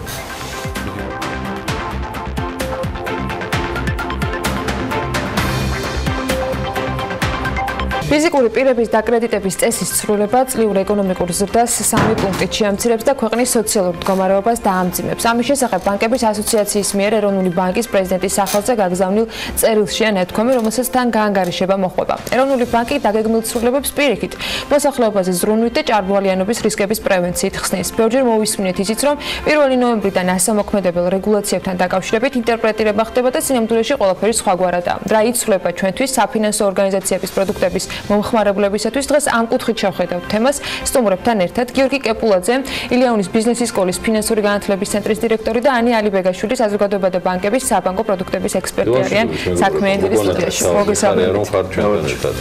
ხმაურიანი გამოდგა ძალიან ეს თემა და ბევრნაირი სიახლე დაიწერა გარდა იმისა, რასთან დაკავშირებითაც უკვე პროფესიონალები მსჯელობენ. დღეს მოდი მომხმარებლებისათვის განვარტოთ რა იცვლება იმ დოკუმენტით, რომელიც ოფიციალურად ნანახი გვაქვს, თორე იმის იქით ბევრჯერ მოვისმინეთ და გუშინ წინაც იყო განმარტება, რომ პროცესი მიდის, იცვლება და თქვენ არასწორი ინფორმაცია გაქვთ. არსებული დოკუმენტით და არსებული ინფორმაციით რაც თქვენ გაქვთ მომხმარებლისათვის, რა ცვლილება იქნება 1 ნოემბრიდან? არსებული ინფორმაციით პირველ რიგში ყველაზე მთავარი რაც იცვლება არის სესხის მომსახურების კოეფიციენტები, რომელიც 1 ნოემბრიდან შევა ძალაში, რაც გულისხმობს იმას, რომ ზღვრული თანხა, რომლის მიმართვაც შეუძლიათ მომხმარებლებს სესხის დასაფარად, სწორედ ეს კოეფიციენტი შემცირდება და მცირდება მნიშვნელოვნად. რაც გულისხმობს იმას, რომ შემდგომში 1 ნოემბრიდან მომხმარებლებისთვის სესხებზე ხელმისაწვდომობა ხდება შეზღუდული და მათ ზღვრული თანხა, რომელიც აქამდე შეეძლოთ რომ აიღოთ და ეს თანხა, რომელსაც მიჩვეულები არიან მომხმარებლები, ვთქვათ, შემოსავლის 15 მაგი ოდენობა თუ იყო, ან 12 მაგი ოდენობა თუ იყო, შემცირდება და დაახლოებით 7 მაგი ან 8 მაგი ოდენობით განისაზღვრება. ასევე მცირდება სამომხმარებლო სესხის ვადა, რომელიც აქამდე იყო 5 წლიანი და ახლა იქნება 4 წლის ვადით განსაზღვრული. რაც ანუ მნიშვნელოვნად ამცირებს თვითონ სესხის მოცულობას. ძალიან ცუდი არის ის, რომ ზოგადად სტატისტიკა არ გვაქვს ჩვენ სწორი და როდესაც დავიწყეთ საუბარი იმაზე, რომ ჭარბვალიანობა არის მოსახლეობაში და სამომხმარებლო დანიშნულებით გადის ძალიან ბევრი ვალდებულება, არ არის გათვალისწინებული და სწორად არ არის დათვლილი ის, თუ რამდენი რა მოცულობის სესხები გადის სამომხმარებლო დანიშნულებით და რეალურად ხმარდება ბიზნეს სესხებს. დიახ, იმიტომ რომ რეალურად ან პრაგმატულად მოაზროვნე ადამიანი, რომელიც ელემენტარულ ფინანსებში ერკვევა, შეხედავს პირობებს, შეადარებს, თუ ის არის დასაქმებული კერძო სტრუქტურაში და აქვს ფიქსირებული შემოსავალი, ის მარტივად დაითვლიდა ამ პერიოდის განმავლობაში, რომ ბევრად უფრო დაბალი ხარჯი ექნებოდა მას სამომხმარებლო სესხის აღების შემთხვევაში, ვიდრე თქვათ ბიზნეს სესხის აღების დროს საბრუნავი საშუალებები, სადაც 22-დან 35%-მდე მერყეობდა საშუალოდ და დამოკიდებული იყო თქვათ ბიზნეს გამოცდილებაზე, ან იყო დამოკიდებული თქვათ იმ სტაჟზე, რომელიც გააჩნდა კონკრეტულად ბიზნესმენს. კოეფიციენტებთან დაკავშირებით ჯერჯერობით ზუსტ პასუხს უბრალოდ ვერ ვიტყვი ეთერში, რა შეიძლება დადგეს, იმიტომ რომ მიუხედავად იმ ოფიციალურ დოკუმენტისა, სადაც ჩვენ ვნახულობთ, რომ მაგალითად 4500 ლარის მქონე ადამიანს შეუძლია მხოლოდ 20% გადაიხადოს სესხში და მიმართოს თქვათ 3000-ზე მეტი ლარი რეალურად იმისათვის, რომ თვის განმავლობაში საკუთარ ხარჯს მოახმაროს. აი ეს კოეფიციენტები ოფიციალურად რაც ვიცით, რამდენად არის თქვენი გადმოსახედიდან მომხმარებლებისათვის მისაღები ან ასე ვთქვათ, საკმარისი. იმიტომ რომ რეალურად, როცა საშუალო ხელფასი გვაქვს 1000 ლარამდე საქართველოში 2017 წლის მონაცემებით, იმის დადგენა, რომ 3000 ლარზე მეტი თვიური ხარჯი უნდა გქონდეს და როცა შეგიძლია ვთქვათ 2500 ლარი, ვთქვათ, იმიტომ რომ შენთვის პრიორიტეტული ამ შემთხვევაში მაგალითად ბინის ყიდვა და ამისთვის გადახდა, აი ეს არსებული პროცენტები რამდენად არის რეალობასთან დღეს კავშირში? მე მგონია პირადად რომ ეწინააღმდეგება ერთმანეთს საარსებო მინიმუმ მინიმუმი ერთის მხრივ და მეორეს მხრივ მაღალშემოსავლიანი მქონე პირების კოეფიციენტი სესხის დატვირთვის, ხომ, იმიტომ რომ ერთის მხრივ ჩვენ ვამბობთ, რომ დაახლოებით 200 ლარი არის ის მინიმალური თანხა, რომელიც სჭირდება ადამიანს იმისთვის, რომ ყოველთვიურად საკუთარი ხარჯები დააკმაყოფილოს და თავი გაიტანოს. მეორეს მხრივ კი მომხმარებელს, რომელსაც აქვს შემოსავალი, ვთქვათ, 3500-4000 ლარის ოდენობით, მას უზღუდავთ ამ კოეფიციენტს და ვეუბნებით, რომ ის იპოთეკური სესხით ვერ ისარგებლებს, ან თუ ისარგებლებს, აიღებს მაქსიმუმ, ვთქვათ, 25000 დოლარის ოდენობით თანხას და ამ თანხად ის რეალურად ბინის შეძენას ვერ შეძლებს. გუშინ გიორგი მოვისმინე ერთი ესეთი ამბავი, ჩემთვის გასაკვირი, რომ ეს არის ახალი ეტაპი ბანკების რეგულირებაში და ჩვენ უნდა შევეგუოთ იმ ამბავს, რომ ბანკები, რომლებიც იყვნენ რაღაც პრივილეგირებული მთლად არ იყო სიტყვა გამოყენებული, მაგრამ შედარებით სასათბურე პირობებში, თითქოს ის სასათბურე პირობები ან მე ან თქვენ აგვეშენებინოს, თუ რაიმე საკორექციო იყო, ჩარეულიყო თავიდანვე და ანგაცილებით ადრე ბაზარი, მაგრამ ნუ როგორც არის და ეს ყველაფერი რეალურად ხდება იმის გამო, რომ ეს პერიოდი დამთავრდა. რა პერიოდი დგება ბანკების ცხოვრებაში, ეს კიდე ცალკე თემაა, იმიტომ რომ ყველას ძირითადად ისა ნარატივი აინტერესებს, რაზეც ისაუბრობდა, ანუ ეს როგორ აისახება ყველაზე და მე მაინტერესებს თქვენი შეფასება რეალური ზეგავლენისა ამასა ეკონომიკურ პროცესებზე. კიდევ ერთხელ მოგესალმებით, მივესალმები მაყურებლებს. თვითონ ეროვნული ბანკიც არ მალავს, რომ მოკლევადიან პერიოდში ამას ექნება უარყოფითი გავლენა ეკონომიკურ ზრდაზე და ეს ნელ-ნელა გამოჩნდება და ჩვენ ამის შედეგს დავინახავთ. ჩვენ ვფიქრობთ, რომ ამას შესაძლოა საშუალოვადიან პერსპექტივაშიც უარყოფითი ზეგავლენა ჰქონდეს ეკონომიკურ ზრდაზე, რადგან მოგწონს ეს თუ არ მოგწონს, ეს ბჭყალებში სისხლის მცველები არიან თუ არა ეს ბანკები, საქართველოში ერთადერთი წყარო სამწუხაროდ, რომ ვიღაცისგან ფული მიიღო, არის ფინანსური ინსტიტუტები და მათ შორის კომერციული ბანკები. მიკროსაფინანსო ორგანიზაციებს რას უზამს ეს რეგულაციები გამოჩნდება ზუსტად 1 იანვრიდან და მინიმუმ მეოთხედი დარჩება ალბათ მათგან. მაგათ საერთოდ საუბარი არ არის. რაც შეეხება კომერციულ ბანკებს, ეს მოგწონს თუ არა, ისინი არიან ეკონომიკის მამოძრავებელი ძალა, რომლებიც გასცემენ თანხას და მათ შორის საშუალო შემოსავლის მქონე ადამიანები, როდესაც ხშირად ვსაუბრობთ რომ საშუალო ფენა უნდა გავაძლიეროთ, საყოფაცხოვრებო პირობებს იუმჯობესებენ ძირითადად სესხის საშუალებით. ეს კარგია თუ ცუდი, ეს ცალკე თემა, მაგრამ ის რომ დანაზოგები მთლიანში და პროდუქტთან მიმართებაში ვერ მივიდა თუნდაც საშუალო ევროპულ დონემდე, ესეც ხო პრობლემაა. როდესაც არ არსებობს ქვეყანაში სხვა წყარო ფულის მოპოვების, ანუ სესხების თუნდაც, სამწუხაროდ ამ შემთხვევაშიც უკვე ბანკების აღმოჩნდებიან მდგომარეობაში, როდესაც მათი სამხმარებლო დაკრედება მნიშვნელოვან ჩარჩოებში მოექცევა, რაზეც დიდი ხანია საუბრობს ზოგი ექსპერტი, შემდეგ ზოგი ეს ექსპერტი მთავრობაშიც მოვიდა და ალბათ თავისი იდეები უფრო ახლოს მიიტანა ხელმძღვანელების ყურამდე და გულამდე. შესაბამისად, მივიღეთ ისრულებები, რაც მივიღეთ, ეროვნული ბანკი როგორც ვამბობ, თვითონვე აღიარებს, რომ რა თქმა უნდა, შეცდდება სესხებზე ხელმისაწვდომობა, რა თქმა უნდა, მან უკეთ იცის თუ მოსახლეობამ როგორ უნდა გაანკარგოს საკუთარი ფინანსები, რაც ძალიან სამწუხაროა ამ შემთხვევაში, რადგან ჩვენ სამწუხაროდ კითხვის ნიშნის ქვეშ დგება, თქვათ, ეროვნული ბანკის ასე თუ ისე დამოუკიდებლობა, რადგან ძალიან დაემთხვა ნარატივი, თქვათ, მთავრობის და ეროვნული ბანკის. ეს ძალიან სამწუხაროა, მე ნამდვილად არ ვარ ამის მომხრე, მე არ ვარ, თქვათ, არც ერთის მტერი, არც მეორის, მაგრამ სასურველია, რომ ეროვნული ბანკი იყოს დამოუკიდებელი და დამოუკიდებლად იღებდეს ამ გადაწყვეტილებას. როგორ აისახება ეს მომხმარებლებს? მივალთ ბანკში, ან მივალთ რაღაც მაღაზიაში, სადაც ჩვენ განვადებით ჩვეულებრივად რაღაც სარეცხ მანქანას ვყიდულობთ და უბრალოდ ვერ ვიყიდით. მორჩა.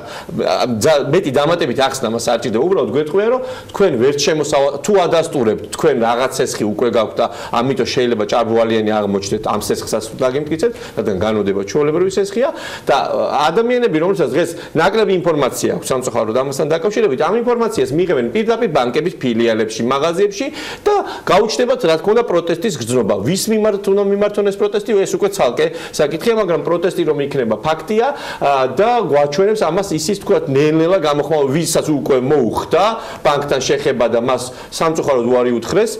ჩვენ ძალიან კარგად ვიცით, რომ ხა კომერციული ბანკის მთავარი ინტერესია სესხის გაცემა, ეს არის მისი აქტივი.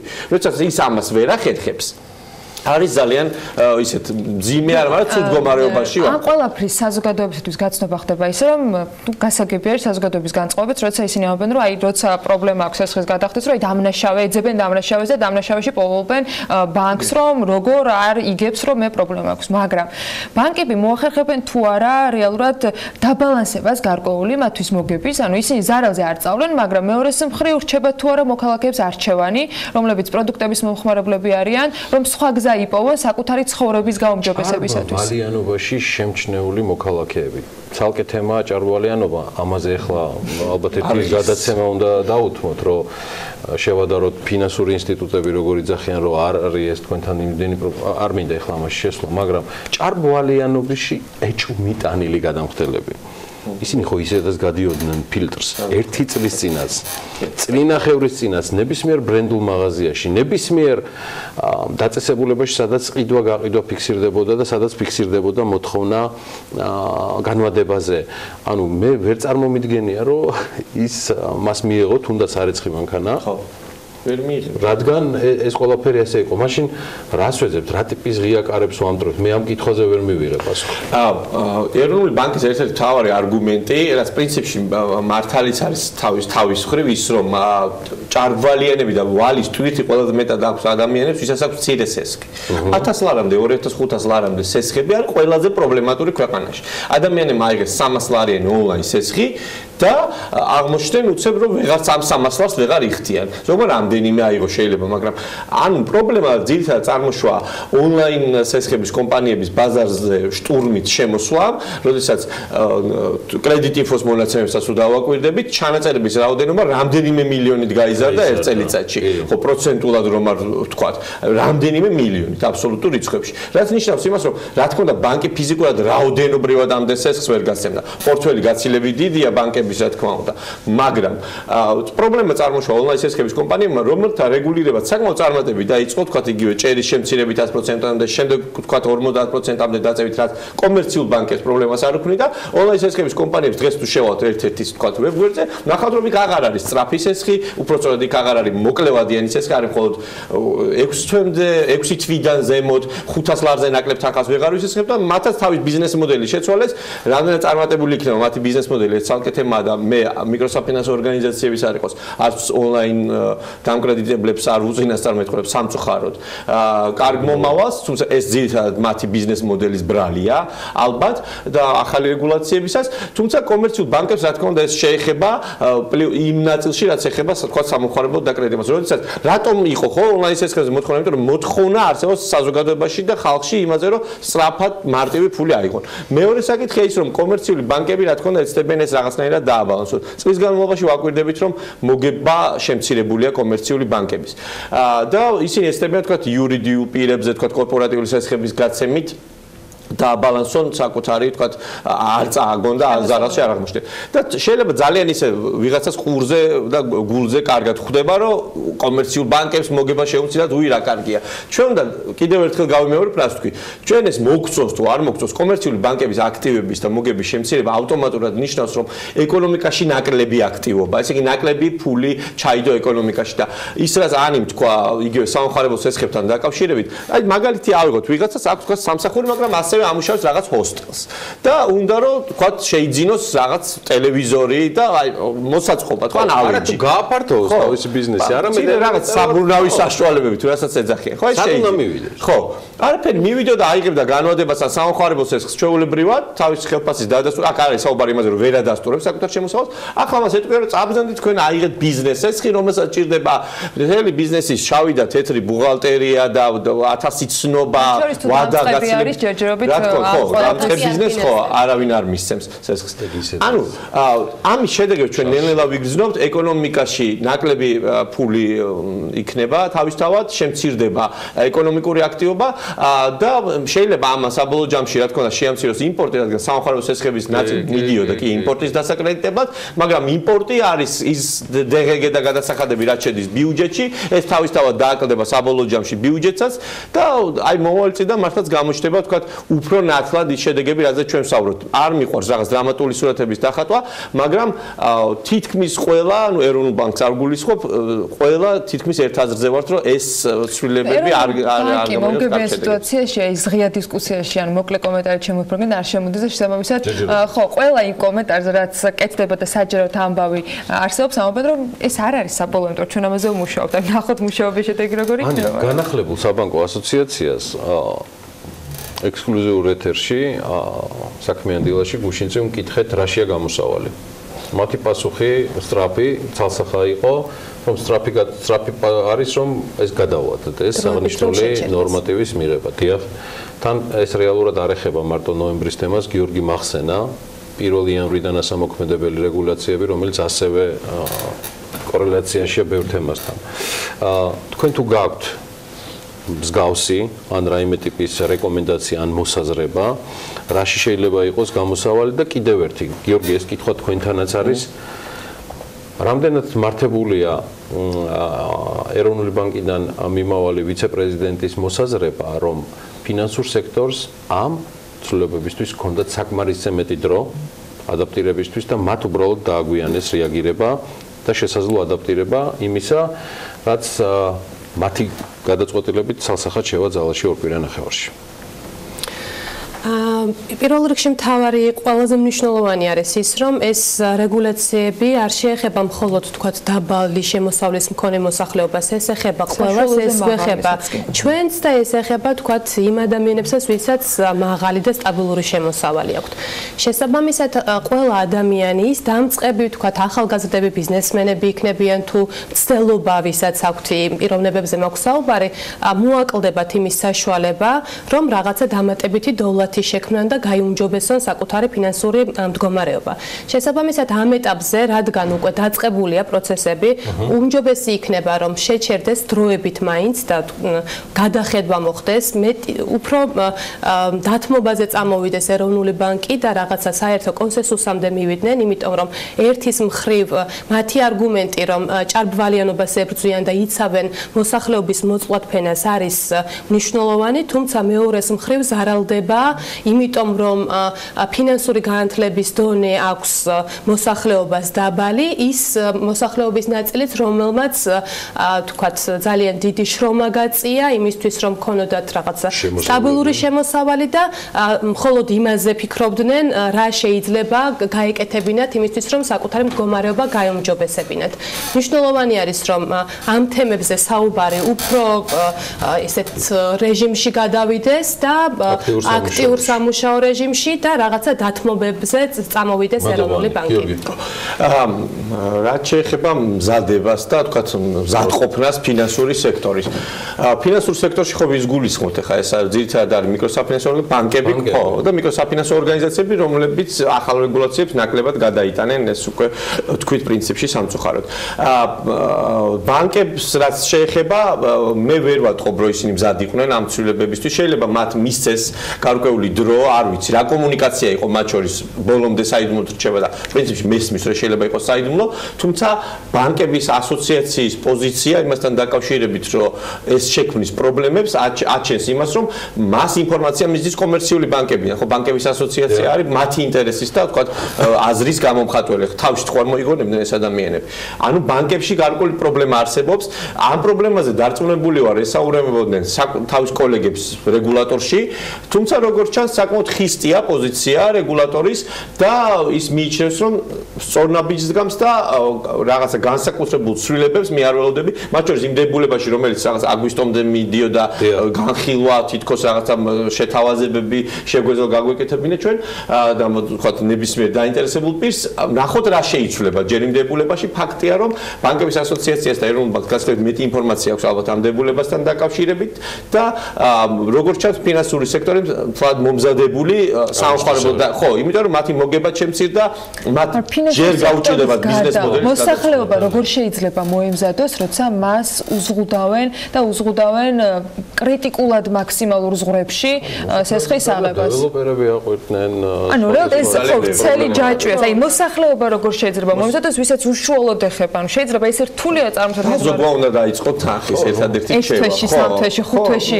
დაზოგვა ვინც თვითდასაქმებულია, მაშინ უნდა დარეგისტრირდეს რაღაცა მცირე ბიზნესად, მეწარმე და ასე შემდეგ, რომ დაადასტუროს საკუთარი შემოსავლები. მოსახლეობას მოუწევს უარის თქმა საკუთარი საყოფაცხოვრებო პირობების გაუმჯობესებაზე, თქვათ, დამატებით უძრავი ქონების შეძენაზე, სხვადასხვა შემთხვევებში რა თქმა უნდა. მე მესმის რომ ძალიან ბევრი გაჭირვებულია, რომელთათვისაც შეიძლება საყოფაცხოვრებო პირობების გაუმჯობესებას კი რაღაცა მიუღწეველო ცნებად ჩანს სამწუხაროდ, მაგრამ აწი ეს კიდევ უფრო მეტად გართულდება, რადგან ეს დამატებით ღირებულებას ეკონომიკაში ასეთი რეგულაციები ჩემი აზრით ვერ შექმნის.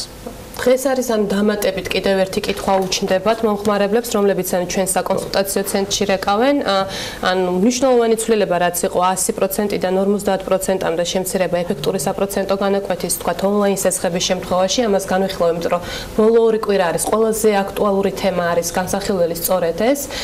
იციან რომ უკვე ეფექტური საპროცენტო განაკვეთი არის შემცირებული, განახევრებული. უნდათ ამ სესხებით სარგებლობა აქვთ 100%-იანი ონლაინ სესხი, ეფექტური პროცენტი 100% აქვთ და უკვე მიდიან მიმართავენ რომ გადაფარონ რეფინანსირება გააკეთონ ამ ვალდებულებების და ონლაინ სესხების კომპანიები მათ უბრალოდ აღარ აწევენ სესხებს, ანუ შეცვლილი აქვთ მათ დაკრედიტების პოლიტიკა და რეკავენ და გვეკითხებიან თუ შემცირდა მაშინ არსებულ სესხებზეც რატომ არ შემცირდა და თუ შემცირდა მივდივარ რატომ ვერ ვფარავ და ძალიან რთული არის ეს აუხსნა მოსახლეობას, ანუ ბევრად უფრო მეტი კომუნიკაცია უნდა გქონდეს და უფრო მეტად უნდა მივაწოდოთ მათ ინფორმაცია, რომ იცოდნენ ეს ჯერ არაფერია იმასთან შედარებით, რაც 1 ნოემბრიდან რეგულაციები იქნება და მე დარწმუნებული ვარ, რომ ბანკის თანამშრომლებსაც გაუჭირდებათ გარკვეული პერიოდის განმავლობაში სწორი პასუხები გასცენ და შეძლონ, თქვათ, კალკულაცია იმისა, თუ კონკრეტულად ერთ მომხმარებელს რა ტიპის პროდუქტი მოარგონ. თუნდაც იმის გამო, რომ მაისში ჯერ კიდევ მიღებული რეგულაციები ბოლომდე არ არის ადაპტირებული ბაზარზე, ამის ძალსახა კიდევ ერთი დასტურია, რაც გითხარით. მადლობა გიორგი გებულაძეს, ილიანის ბიზნესის სკოლის ფინანსური განათლების ცენტრის დირექტორს. უღრმესი მადლობა ანია ალიბეგაშვილს, საზოგადოება და ბანკების საბანკო პროდუქტების ექსპერტს. მცირედი რეკლამა და სულ მალე გიბრუნდებით თათია ჩაპიჩაძის ჩართვით.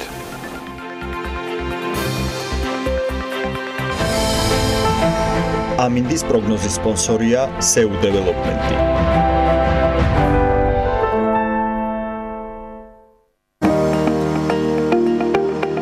ამინდის პროგნოზის სპონსორია სადაზღვევო კომპანია უნისონი. თავისუფალი დაზღვევა თქვენი სიმშვიდისათვის.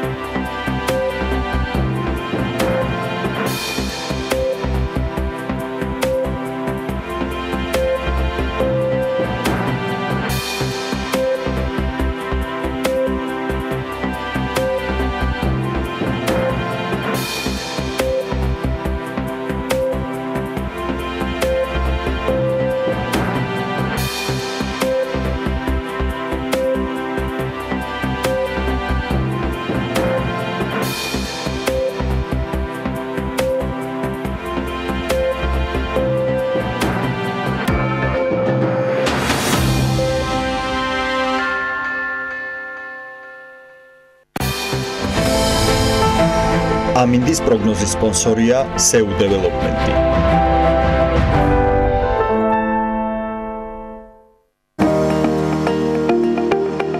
ამინდის პროგნოზის სპონსორია სადაზღვევო კომპანია უნისონი.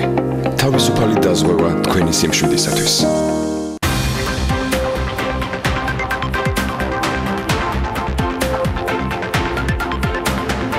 TBC-ის ბიზნეს დაჯილდოება უკვე შუაგულ მუშაობაშია. სლოგანი გააზიარე წარმატება უკვე მეორე წელია, მესამე წელია, რაც ქართულ ბიზნესმენებს მოუწოდებს, რომ გაუზიარონ საკუთარი წარმატების ისტორია დამწყებ მეწარმეებს და ხელი შეუწყონ ქვეყანაში ბიზნეს სოციუმის განვითარებას. პროექტი წელს პარტნიორებით, ნომინაციებით და პრიზებით ბრუნდება. სიახლეებზე და პროექტის გეგმებზე დეტალები კი მარიამ ადამიანის სიუჟეტში უნდა ვნახოთ და მათთვის, ვინც ამ ბიზნეს დაჯილდოებით არის დაინტერესებული, ცოტა მოგვიანებით უკვე სტუმართან ერთად ვისაუბრებთ. TBC-ის ბიზნეს დაჯილდოება 2018 ოფიციალურად დაიწყო.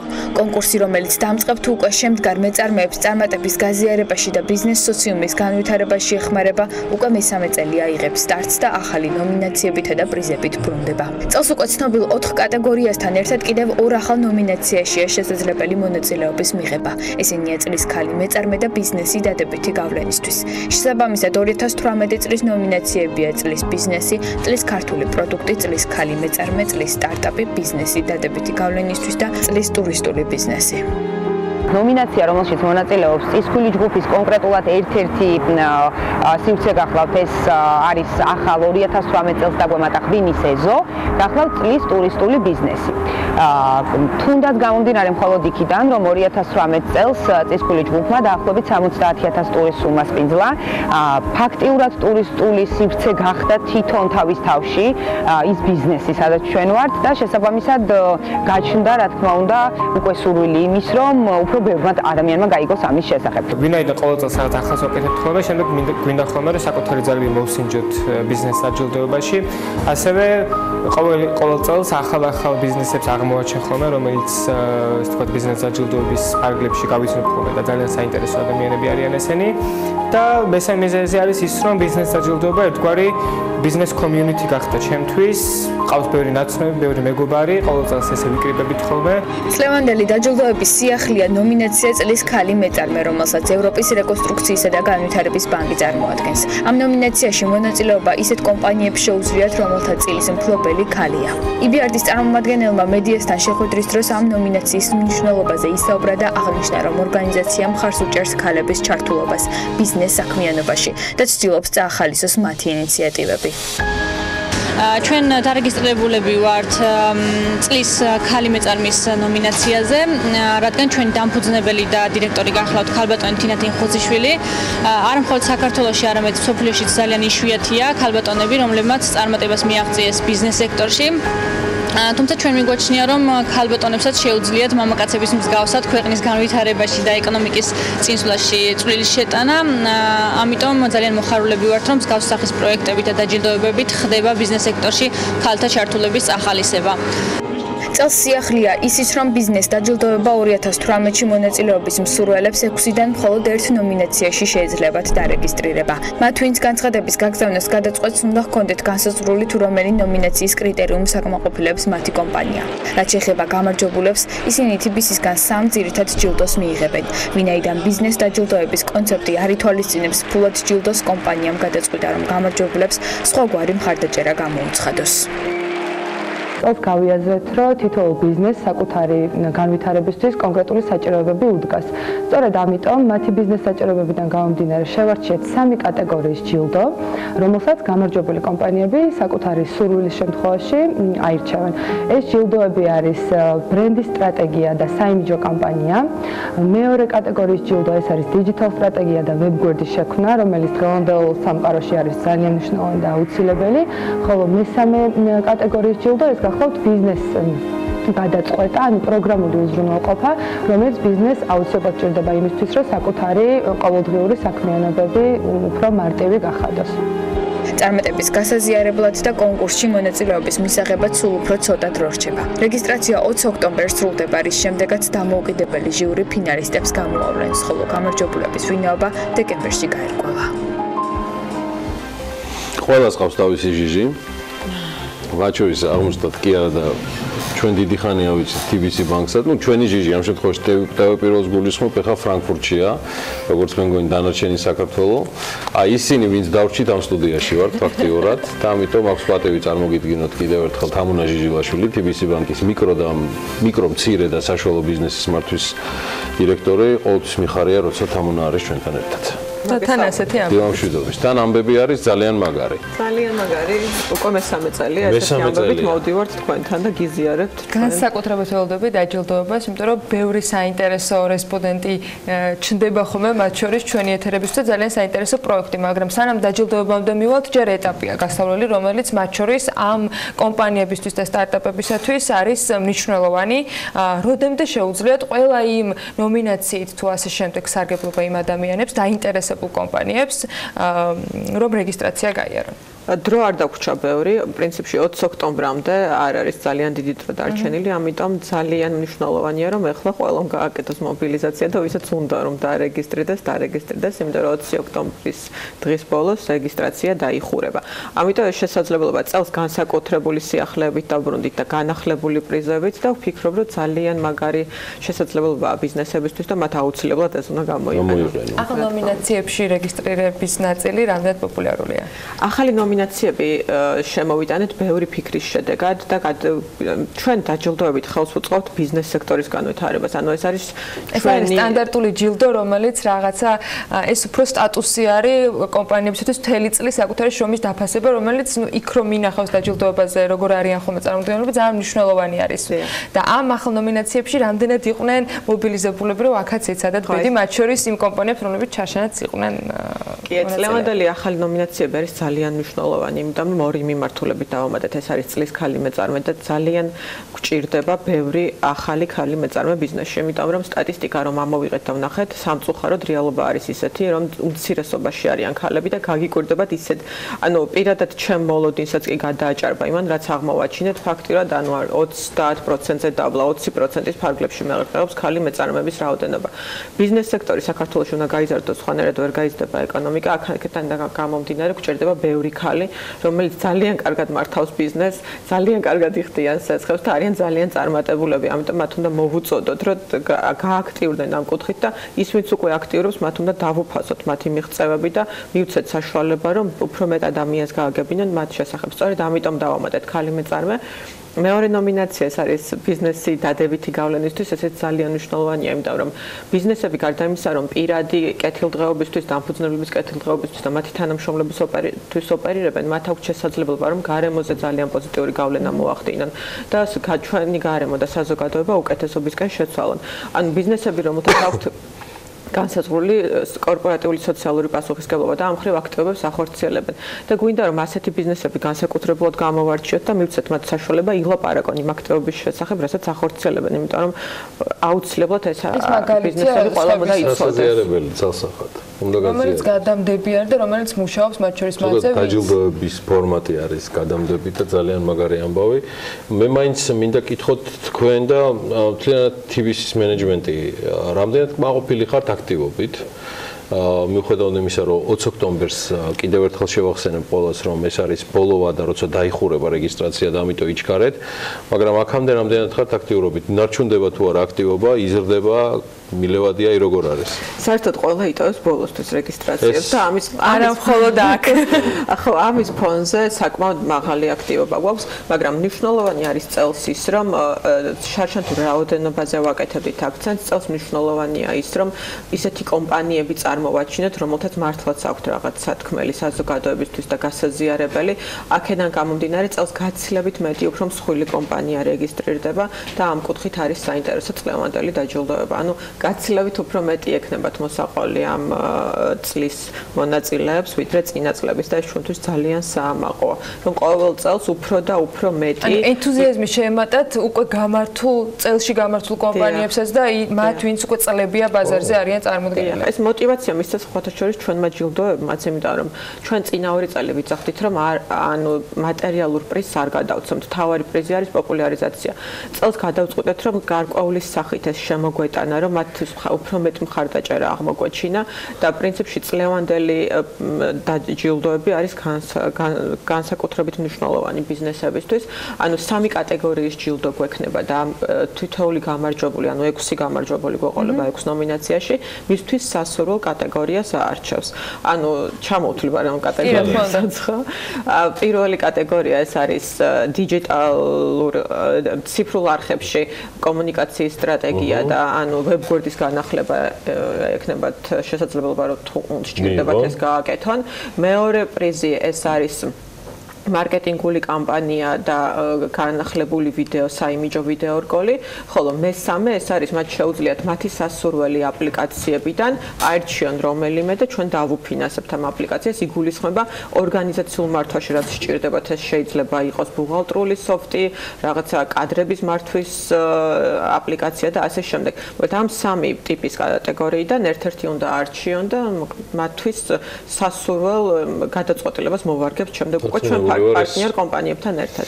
დაწუნებული ვარ ეს გაუათმაგებს მათ. თუმცა ეს ჩანს კიდეც უკვე ტრაფიკი. ყველა შემთხვევაში თამნაჟი ილაშვილს დიდი მადლობა.